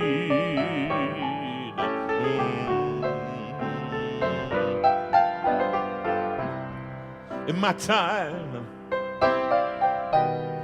I've wandered everywhere around this world. She would always be there, any day, any hour. All it takes is the power in my hands. This baby Gran's been good to me. Oh, well, they say no one's gonna play this on the radio. They say melancholy blues are dead and gone, but only songs like these, played in minor keys, keep these memories holding on. I've come far from the life I've strayed in. I've got the scars from those dives I've played in. But now I'm home and I'm weary in my bones. Every dreary one-night stand, but baby Grant, come home with me. Oh, ever since this gig began, my baby Grant been good to me. Oh, yeah, but dear, oh, yeah.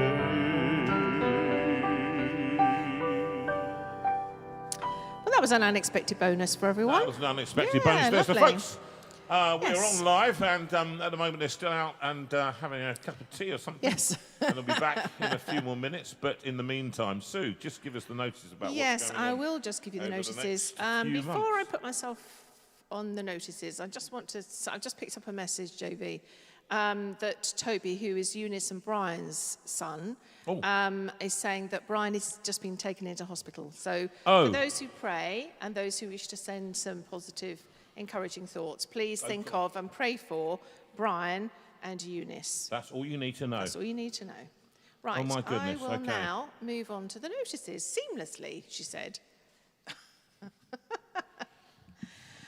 Right, lovely. So we have a few gigs coming up. So next week we are off to Wales, North Wales, Conwy indeed, to have some fun with Jonathan at the Beechwood Court up there. Still some places left if you wish to join us. So that's the 1st to the 5th of June. Lovely place. I'm getting ready to speak Welsh. Yaki da, boy da. That's about it, really.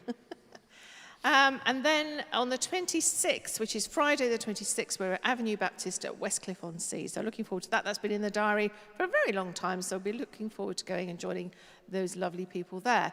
At the end of July, we have a week back at Thornley Christian Hotel, which is going to be splendid again. So don't forget to sign up for that if you are wishing to, although I think probably we're almost full on that one. So that's the 25th of July to the 1st of August.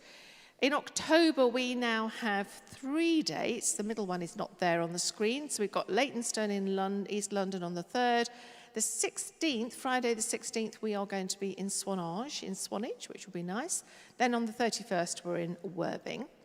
And the 14th of November, Hazel Grove Baptist in Stockport. And we also have the 12th of December, which is in, what's the place we did, Paul, can you remember? Dawlish. Dawlish. Yeah. So looking forward to that. So we are back. So thank you very much, everyone, for being so patient. Now, if you would like to write to me at all, write and complain about the fact that I let it all go, the wheels fall off today, sue@jonathanveira.com will get to me directly, so don't forget to write to me on that. And if you want to know about any of the gigs and so on, I'm trying to get around to putting all the information up on there for you, so that's www.jonathanveira.com. And then we're going to think about the Steinway room. So we, at the moment, tentatively are going to be with you again the 7th, the 14th and the 21st. No guests in place yet, but that's not to say that we are not going to have someone to come in. So we will just keep an eye on any notices. So 7th, 14th, 21st. And then on the 5th of July, we have David Harper, who is the antiques expert. We met you on the BBC, probably seen him on all kinds of things. And anyway, he's joining us on the 5th. He's the author of The God Conundrum, and it will be very interesting talking to him. So we're looking forward to that one. Now, if you haven't yet subscribed to YouTube, then you need to do so. It will cost you not a penny, and all you do is you click on the thumb, you tap subscribe and hit the notification bell, and any time that we put out a video or a notice or something like that to tell you that we're going to be going online, that's where you will get it. So don't forget to do that. As I say, it will cost you absolutely nothing, but it would be great to have more people signed up. Speaking of signing up, we've also got our wonderful Facebook group that people really enjoy being part of. So if you haven't become part of it, then join the JV Community Facebook group. And when it says, could you answer these questions, please answer them, because it just proves that you're not a robot, and it means that it's much quicker to get you into the room. It sort of doesn't help if we don't know who you are and so on. So please make sure you join that lovely group, who are such a wonderful group of positive people. And last but not least, we are going to go to Jonathan, who is going to tell us about Got a Friend Trust. Hello, and welcome back to an evening with Paul Field. My name's Jonathan. Stop all that. Got a Friend Trust.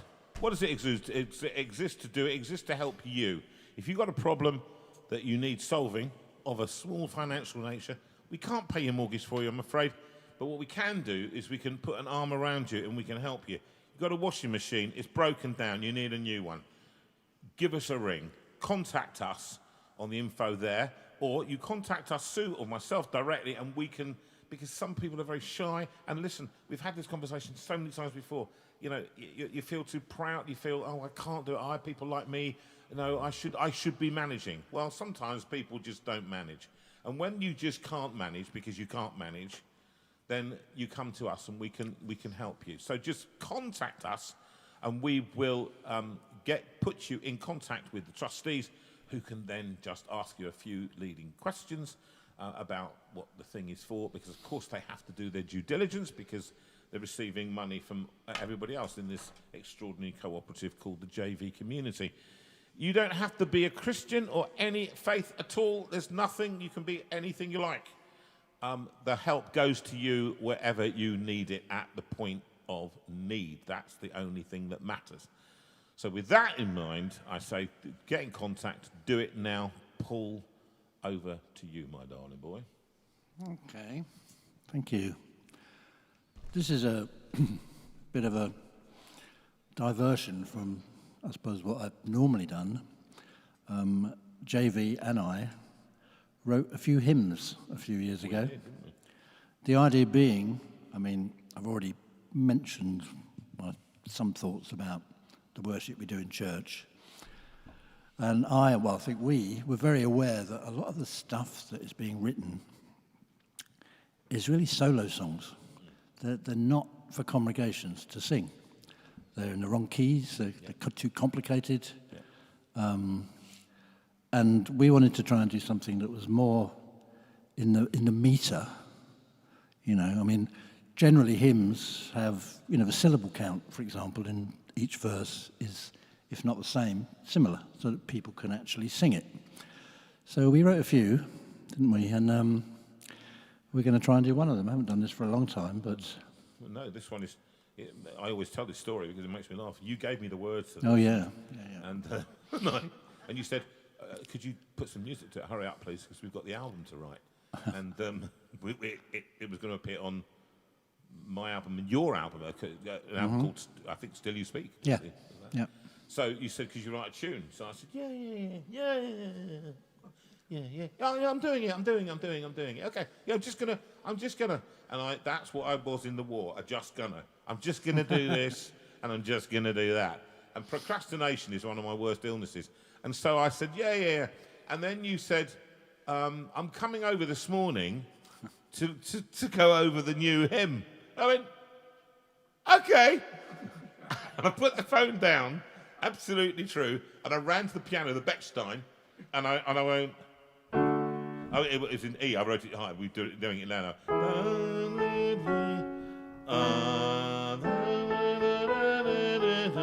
And then I love this.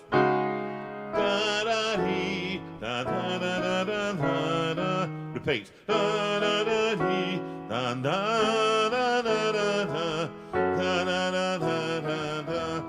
that's it.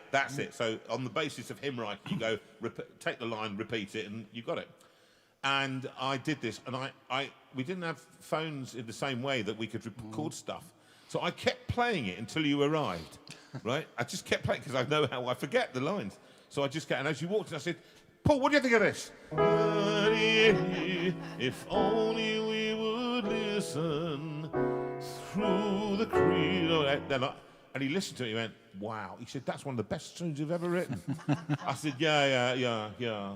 Took me a while. Anyway, so and I didn't tell you until about 2 years ago. So. No, you didn't, but there you go. But it's indeed, we're doing it low, aren't we? Okay. Yep. Yeah, not as young as I used to be. No, you and me the same.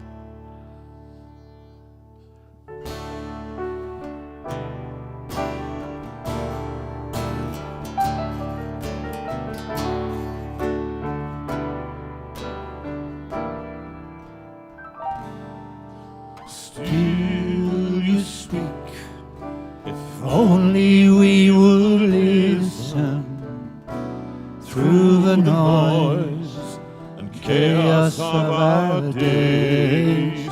Lord, give us time to fix our minds on you and to hear what you would say.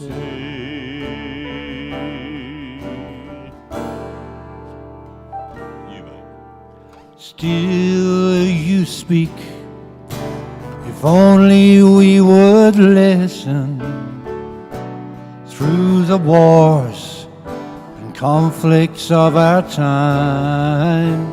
Lord, if each day we'd kneel and pray to you, what wisdom we would find.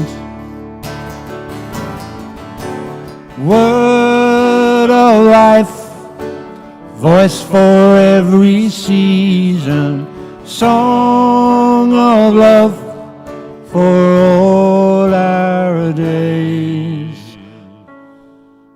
Still you speak, if only we would listen and obey.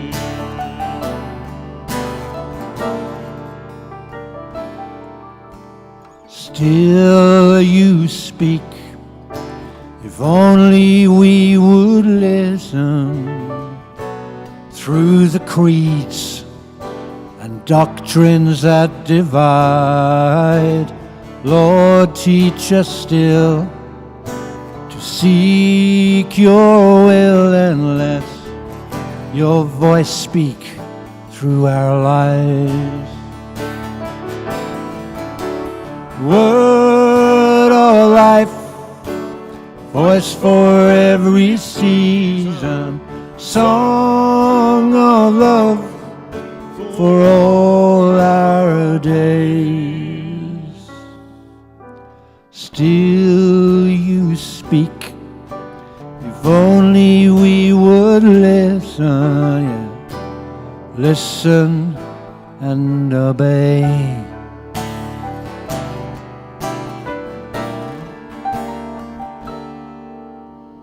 Still speak, if only we would listen. Through the years that come and go so far, Lord, may your ways shape all our days until we see your face at last. Word of life, voice for every season, song of love for all our days. Word of life, voice for every season, song of love for all our days. Still you speak, if only we would listen, listen and obey.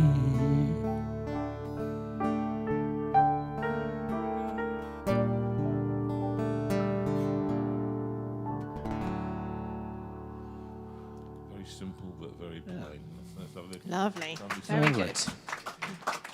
I think actually, and I think the point about it was that it was an interesting thing. We went to church, to a church on Sunday, down where we were, and I've done concerts down in that particular group of churches, and they had a band singing. And the first thing they did, they came up, and it was a joint service. So the church was full, and it was filled with people who were probably 60s, 70s, 80s, and beyond. And the girl stood up, and she's probably in her 20s. Meant well, guy with a girl guitar. And she started, and she said, the first thing she said was, you probably won't know this song, so if you don't know it, just be grateful you're here this morning, and we'll sing it to you. And we just said, you don't start the service with it, and it was almost impossible to sing. Unmemorable, didn't make, and it was so complicated, many bits, the middle eight here and this, that. And Sue and I just looked at this, and we just thought, and I saw everybody around, literally people just stood there, and they didn't join in at all for the whole song. So what was the point of that? And I just thought, why have you done this? It's a stupid thing to do. You haven't joined people in. You haven't brought people in to the congregation. When congregational singing is a very simple thing to do. It's not that complicated. Leading worship is one of the most difficult things to Yeah. do, which is why I don't do it. Yeah. And I have to say, I don't know if I've ever said this before, but going back many, many years now, somebody in the industry who should have known better said, you should write more worship songs, because that's where the money is. That's where the money is, yeah. And he was right. And actually there's a formula Yeah. that we could do. But I'm not saying, great man of integrity, but that just felt so wrong. That's not. I write the songs that challenge. Yeah. That's what I do. But that went out of fashion. Oh, When yeah. I was playing with Graham Kendrick, you mentioned him, and he was doing the Break of the Dawn and all of that kind of stuff. And I was there as his pianist, travelling around the country with him on my little DX7, and just him and I. And he was challenging, and then he wrote Servant King. From him you came, helpless babe. In fact, I was the one who transcribed that, and Shine Jesus Shine. And I transcribed that song in his house in southeast London. And I thought that's going to be a massive hit. It's going to be a massive song that everybody can sing. Shine, Jesus, shine. Right, and then so now, and you put a backbeat to it, and it was great. And you thought, that's great. And then he stopped writing all the songs about faith. He only wrote songs that were worship songs. And I thought, you've really missed. So you could no longer just go into a club. Well, it's that extreme, isn't it? I mean, things so often, the pendulum swings one way. Like I said, when we started in the 70s, there was no contemporary Christian music. And then in whatever the 80s, 90s, it went the other way, and it was all worship. I mean, when I was working in Nashville Still is. a lot, I mean, I was in Nashville. Actually, I flew into Nashville the morning after 9/11, which was totally chaotic time. I was working at EMI. You've been hired in, just to explain to people, you've been hired in. I worked for EMI as a songwriter for hire, basically, for three and a half years, which was fantastic experience, mostly. Some of it was difficult because a lot of it was what I call sort of industrial songwriting. Like I go in and they had these little rooms which were half the size of this with a piano and a tape recorder in those days. Yeah. You'd meet your co-writer for the day, who mostly was someone you'd never met in your life. They put you with, gave you a list of the people who were looking for songs and the kind of songs they wanted, and off you go. You got 2 or 3 hours, and then you stop and have lunch, and then you go and do another session with somebody else. I did 3 sessions a day. So at the end of the week, you had 20-odd songs. Maybe one of them would end up being recorded. Yeah. You know, and I did have some success out there. You did, a lot of success. But, yeah. And interestingly, the first big song I had out Testify to a Love. song called Testify to Love, 30 years ago, it's just been re-recorded and gone to #1 in the CCM charts. I mean, how weird is that? But that's unusual, isn't it? I mean, extremely unusual. But anyway, I lost what I was saying. No, you were talking about... Oh, yeah, after 9/11. Yeah. Up until that's when all the challenging songs stopped. Yes, they did, yeah. Because the American Christian market, if you like, which is conservative at the best of times, went slightly to the right of Attila the Hun. Yeah, definitely. You know, every song had to be directly about Jesus or God. And you had to use the word, you had to use Jesus in the lyric. And so, I mean, lyrically, it was quite restricting for someone. Not that I object to doing that, but not every song all the time. Well, you can allude. And it really changed. You know, I think it changed a lot from then. I think I wouldn't say coming back, but there is a groundswell of people who are writing much more interesting, dare I say, songs. And I'm not saying all the worship songs are dreadful. Graham is one of the best examples of a brilliant writer. Yes. And there are others. But there is a lot of stuff out there which I can't put it any other way. It's utter rubbish. Well, you know the one I played for you and Ruth, we play this before we, and it's interesting. I'll say this. You know, I love you, Lord, for your mercy never fails me. All my days I have been held in your hands. From the moment that I wake up until I lay my head, oh, I will sing of the goodness of God. It's a bit. All my life you have been faithful. All my life you have been so good. With every breath that I am able, oh, I will sing of the goodness of God. And we go to sleep with that in our heads. What's the hooky bit in that they repeat? Your goodness is running after me. Your goodness is running after me. With my life laid down, I surrender now. I give you everything. Your goodness is running after me. But my mother liked that song. She was 93. Right? So those images, speaking as a bit of a wordsmith again, your goodness is running after. Yeah, it's wonderful. It's brilliant. Wonderful choice of words. I always remember in The Servant King, actually Graham had the line about hands that flung stars. It's into the space. word not flung. Not through, but flung. Wonderful, the abandon of a child. Yeah.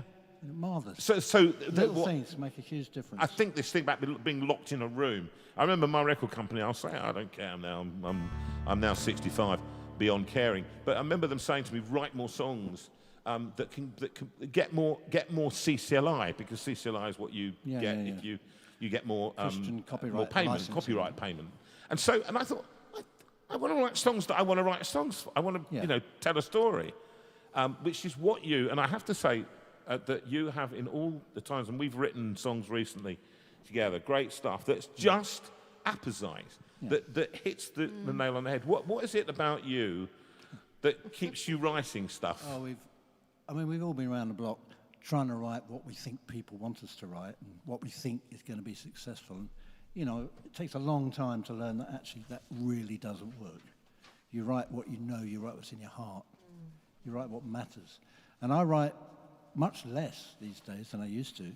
Again, I don't really have so much of an outlet for it because I don't do many concerts. There aren't many concerts for the kind of thing I do because I don't do big worship conventions and conferences around. But when I do, I think I write harder, and it kind of brings me very neatly. I mean, this is very, very recent song, about 2 weeks ago or so, 3 weeks maybe longer than that. Feels like yesterday.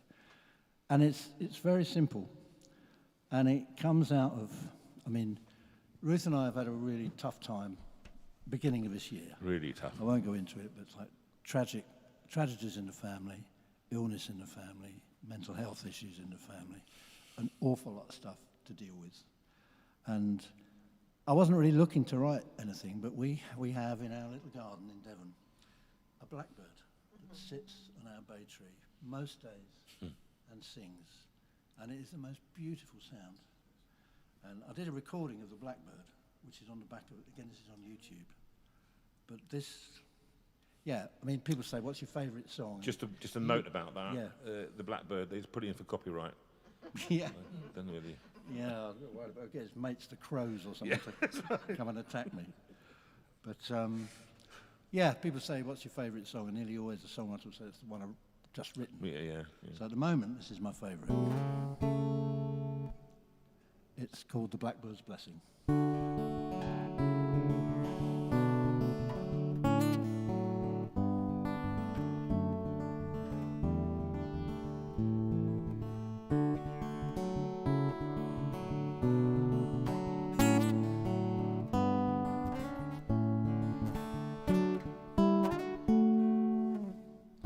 I heard a blackbird sing today above life's deafening background noise. Through these complicated days, the simple beauty of his voice is a perfect tune that sings a wordless prayer. No clever harmony or rhyme, just the power of love that sings against the darkness. I'll take the blackbird's blessing every time.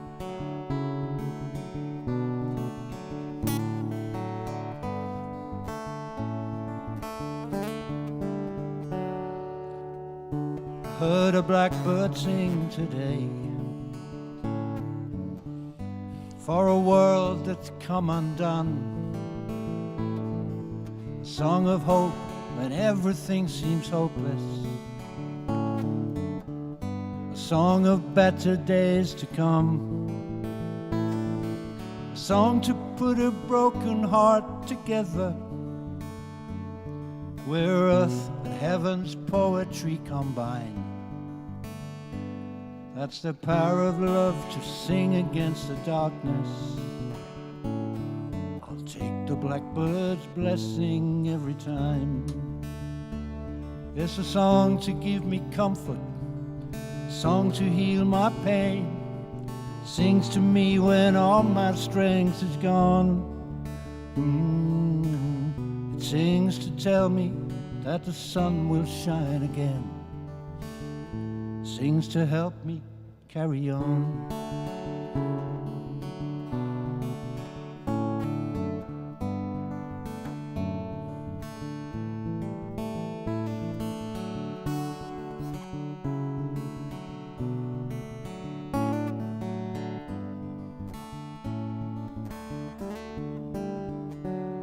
It's a perfect tune, sings a wordless prayer.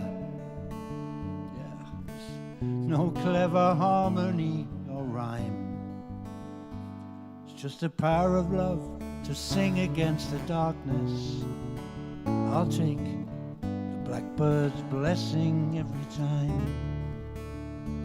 It's just the power of love to sing against the darkness. the blackbird's blessing every time.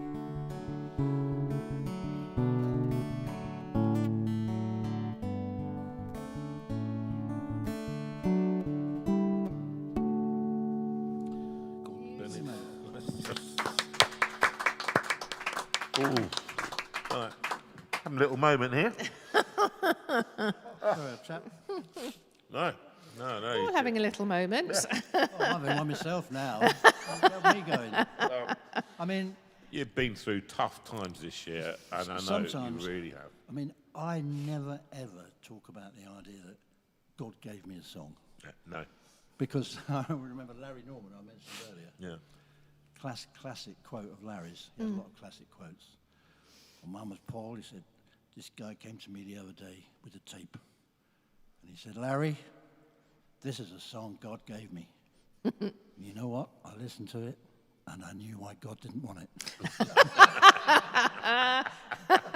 But, I mean, inspiration's a funny thing. I mean, you wrote a tune for Still You Speak really fast. Yeah.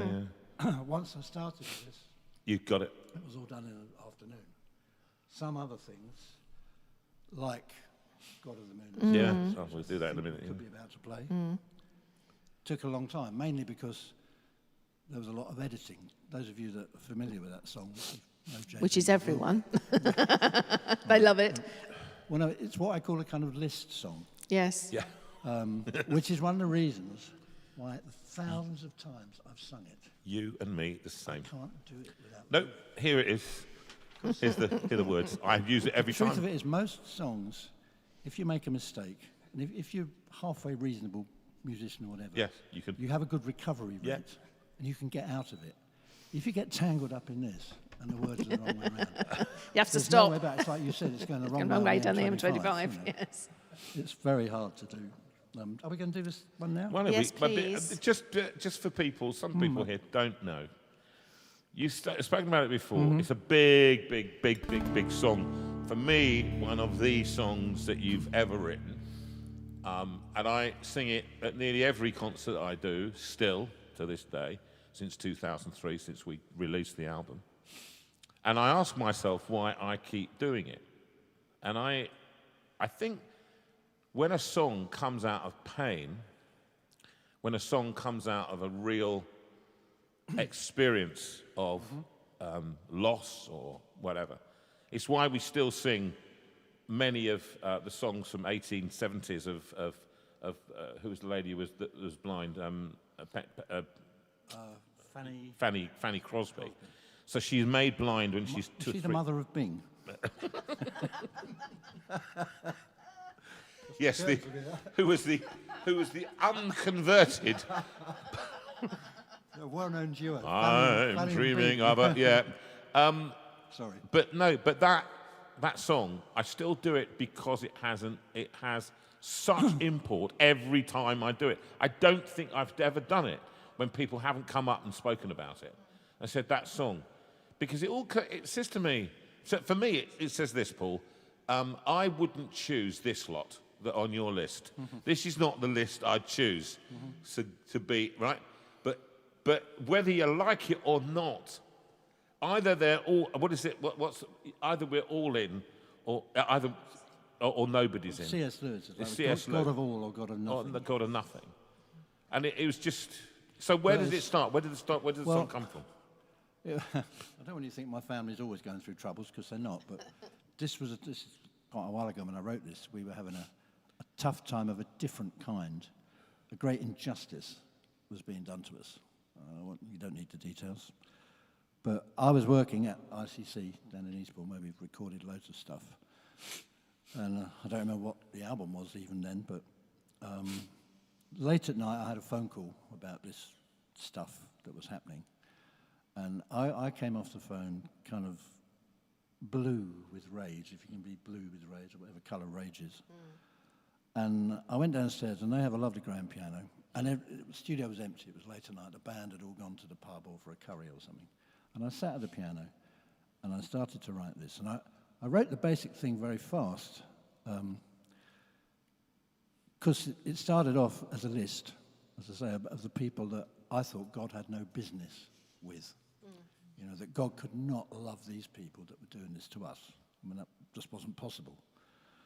And the list got, you know, what took a long time with the song was editing it down to something like less than Wesleyan proportions. Because it seemed there were an awful lot of people that I didn't like or didn't think, you know, and life would be so much easier if God just loved us, like the people in this room, or the people like us, or the people that think like us, look like us, work, you know, basically the people that we can agree with.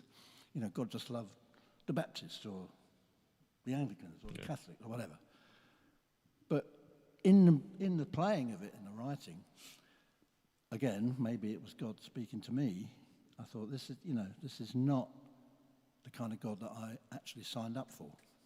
I believe in the inclusivity of God. It's a very big word these days. And, you know, it was written originally, it was part of a musical called Here and Now, which toured with the late, great Rob Frost, Methodist minister and organiser of things. And in that tour, every gig we went to, we took on a choir from local people, you know. It was a big deal. We were playing, you know, 2,000-seater halls at that time. And so one choir came back to Rob and said, we can't sing this song because of some of the words in it. And Rob said, you know, well, which do you disagree with? And, well, you probably know, but you'll find out when I sing it. And Rob said, well, are you saying that these people are beyond the reach of the grace of God? Which has got to make you think. Yep. And in the end, they sang it. I think they just couldn't pass up singing in De Montfort Hall, Leicester, or whatever it was. But so it is controversial, but it wasn't written meaning to be. It was meaning to be honest. And actually, the most important line in this song, which is always overlooked, is God of the ever open door. You know, nobody is beyond the reach of God's grace. Not even me. Now we played that one.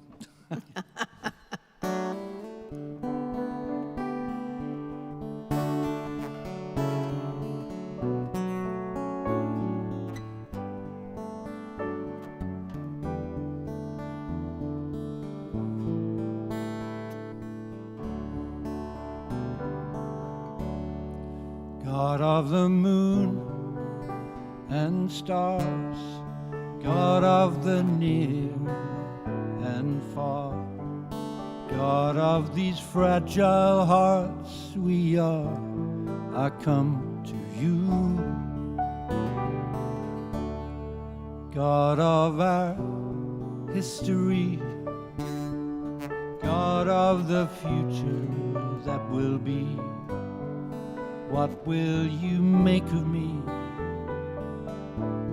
I come to you. God of the meek and mild,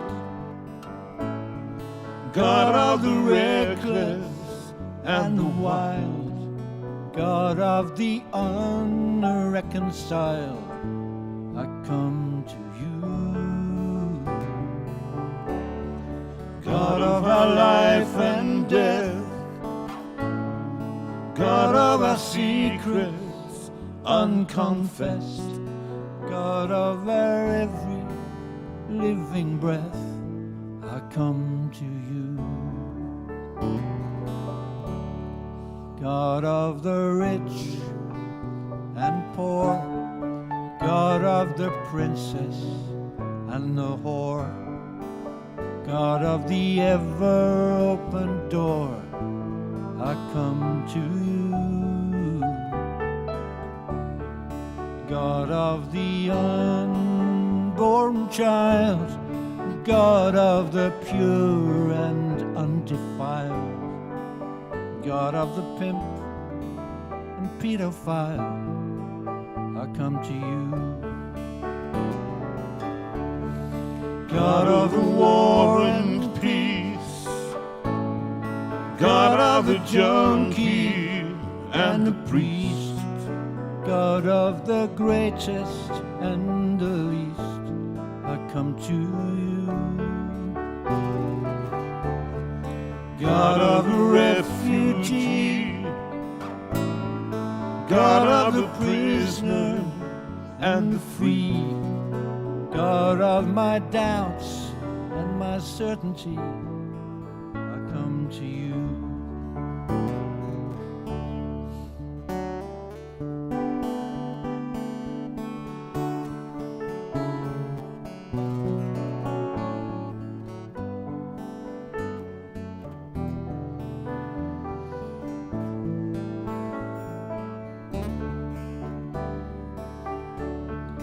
God of our joy and grief,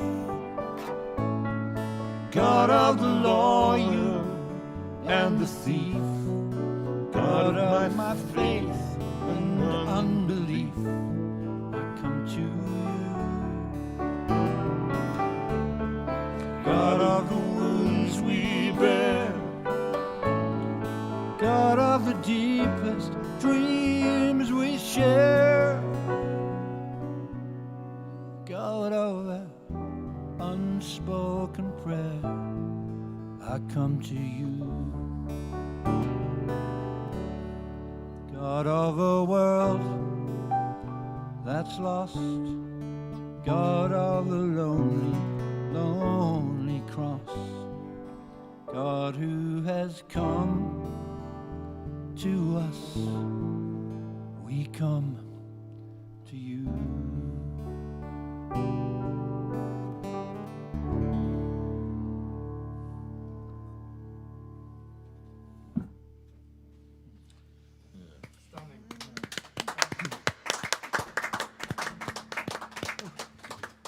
Do you know, one of the things that occurs to me as we sit here, and we've only got a few 10 minutes left before we're going to shoot off, but you're just sitting there and you've listened to stuff that Paul has said, and so, are there questions that you want to ask? We've got, can you do it or not? Is there anybody that wants to ask a question at all? If they're not, then that's fine. We can actually just... I think they've just enjoyed listening to the music, actually. And No. Paul's been so clear about what he's been, his motivation for them. And I think listening to what people have been saying on the stream as it's coming forward is that people have been so moved, as I said, by your honesty and your integrity and your sense of, I'm not going to sugarcoat it, I'm not going to make it nice so that for everybody else it's nice. Mm-hmm. And I think God of the Moon and Stars has always been stunning, absolutely stunning. And Lynn said this was such an honest representation of how great God's love is that none of us have deserved. But we look at it from the other point, don't we? We sort of, well, I don't like those. They're being nasty to me. I don't want them in. It does kind of go back, doesn't it, to the church song about the worship. Going back into the cathedral. When you walk into it wouldn't let me in.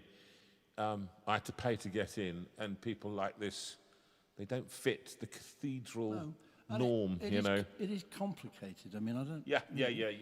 He probably staggered to the cathedral door with a can of Tennent's and a needle in his hand. But he was obviously not treated with any kind of compassion. No. And I think that, I tell a horror story, and there were three people who were with me at St. Saviour's at the time. I heard a guy who, in my travels, he came to me after a show I did actually locally, and he said, "Oh yeah," I said, "Oh hello mate, how are you?" And he said, "Oh yeah," he said, "Yeah," he said, "I don't go to St. Saviour's." I said, "No, I presumed that." I said, "You used to come?" He said, "Yeah." He said, "I fell on a bit of bad times, and I came in one night into St. Saviour's to come to the service. And the guy on the door who's doing the welcome said, 'Oh, you probably find yourself probably more at home in the Salvation Army down the road.'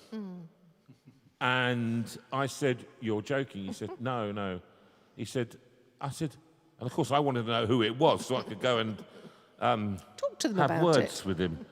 But what it said was, you're not welcome here if you've got problems. But that wasn't the case. No, that is not the case, and I know that as the Saviour's. But what that person felt was uncomfortable having. I'll give you one other, which is we were doing a church. I'm not going to say where it is, City Centre Church, and we were doing the concert and preparing for it, and suddenly I heard one of the leaders say to the other leader, there's a homeless man at the door. He wants to come in. He wants a cup of tea. Oh, for goodness sake! You know what? I said, sorry, did I hear you say that? He said, what? I said, you'll let him in. That's what you're here for. You're in a city centre church, and you want to say, no, we can't come in for a cup of tea. Well, we thought he'd disturb you. I said, I don't think that's true. And I said, he won't disturb me. So he came in, and he sat down, and I went straight up to him and sat down next to him. I gave him a hug and a kiss. Not quite, but Sue came over, had a chat with him. I said, you all right, mate?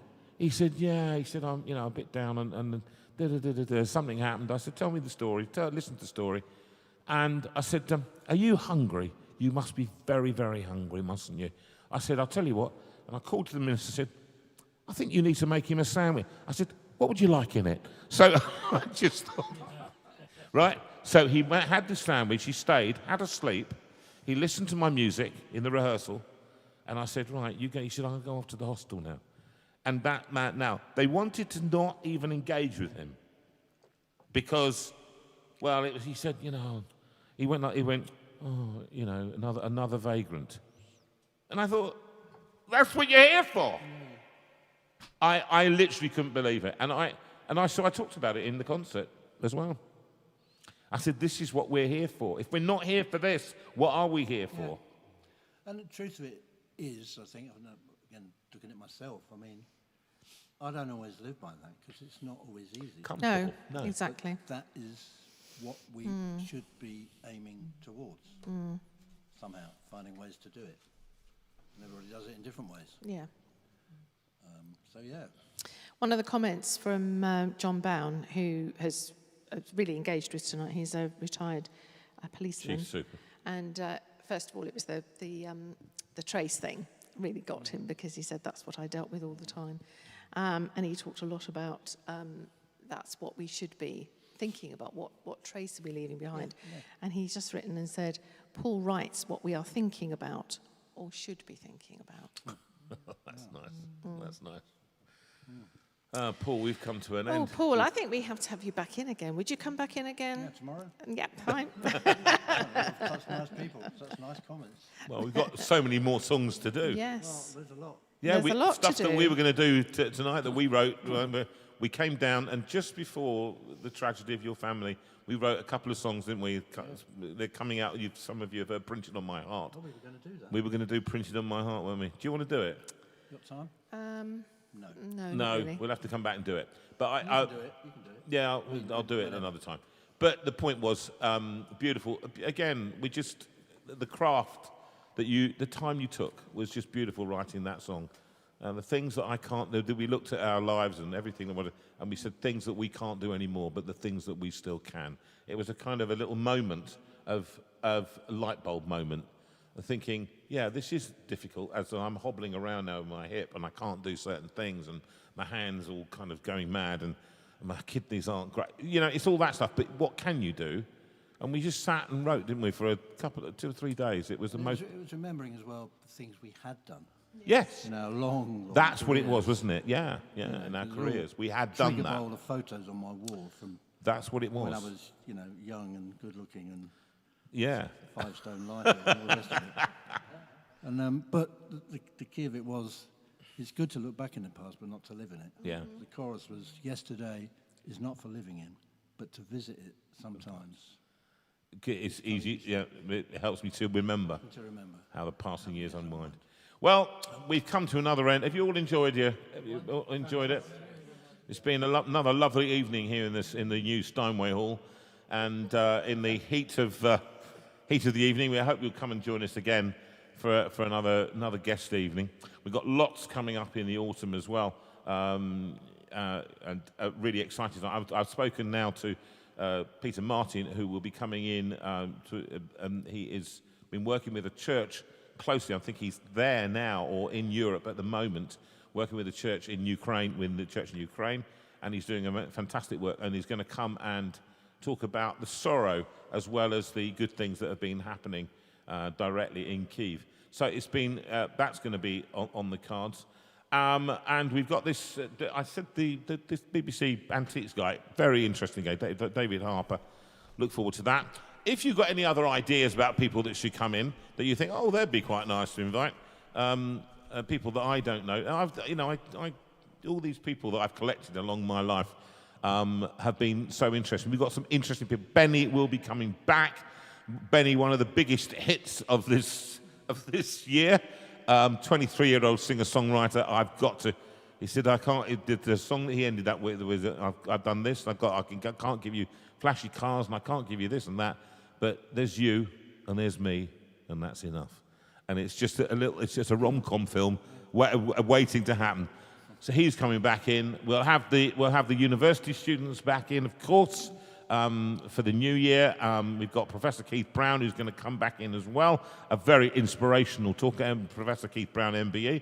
He's going to be coming in. So many people coming in for the new season. But until then, we're going to say goodnight to you, and thank you for your indulgence with us tonight, and you're sticking with us. And thank you to big round of applause for Paul for coming in with lovely Ruth, who've come all the way from Bovey Tracy, and so it's lovely to have them. We're going to sing that final song, the song that you've written, that we've sung probably 194 times in this room, and then for years on tour.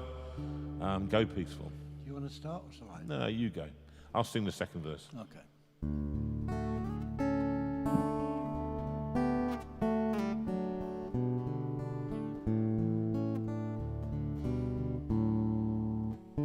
Go peaceful in gentleness through the violence of these days.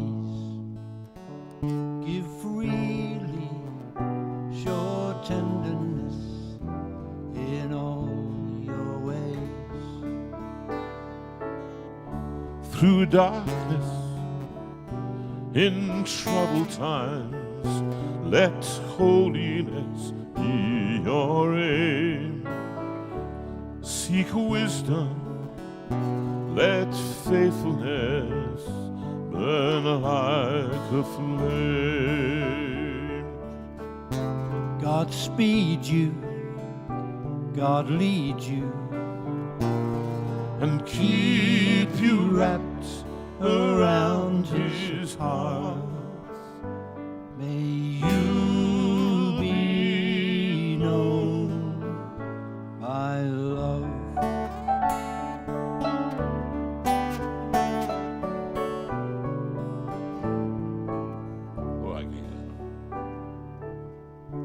Be righteous, always speak truthfully in a world that's full of greed and lies. Show kindness, see everyone through heaven's eyes. God hold you, enfold you, and keep you wrapped around his heart. May you Be known by love.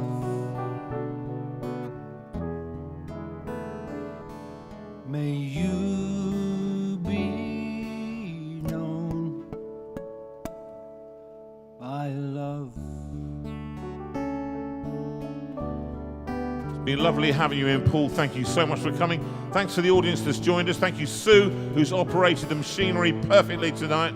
And she's been on her own. And we thank her. All the audience, we thank you for coming. And we pray you'll have a blessed week. And the Lord bless you and keep you. The Lord make his face to shine upon you and give you his peace. Amen. Thank you very much. Good night. See you again. Thank you, Paul. Thank you. Bye. Good night. Bye.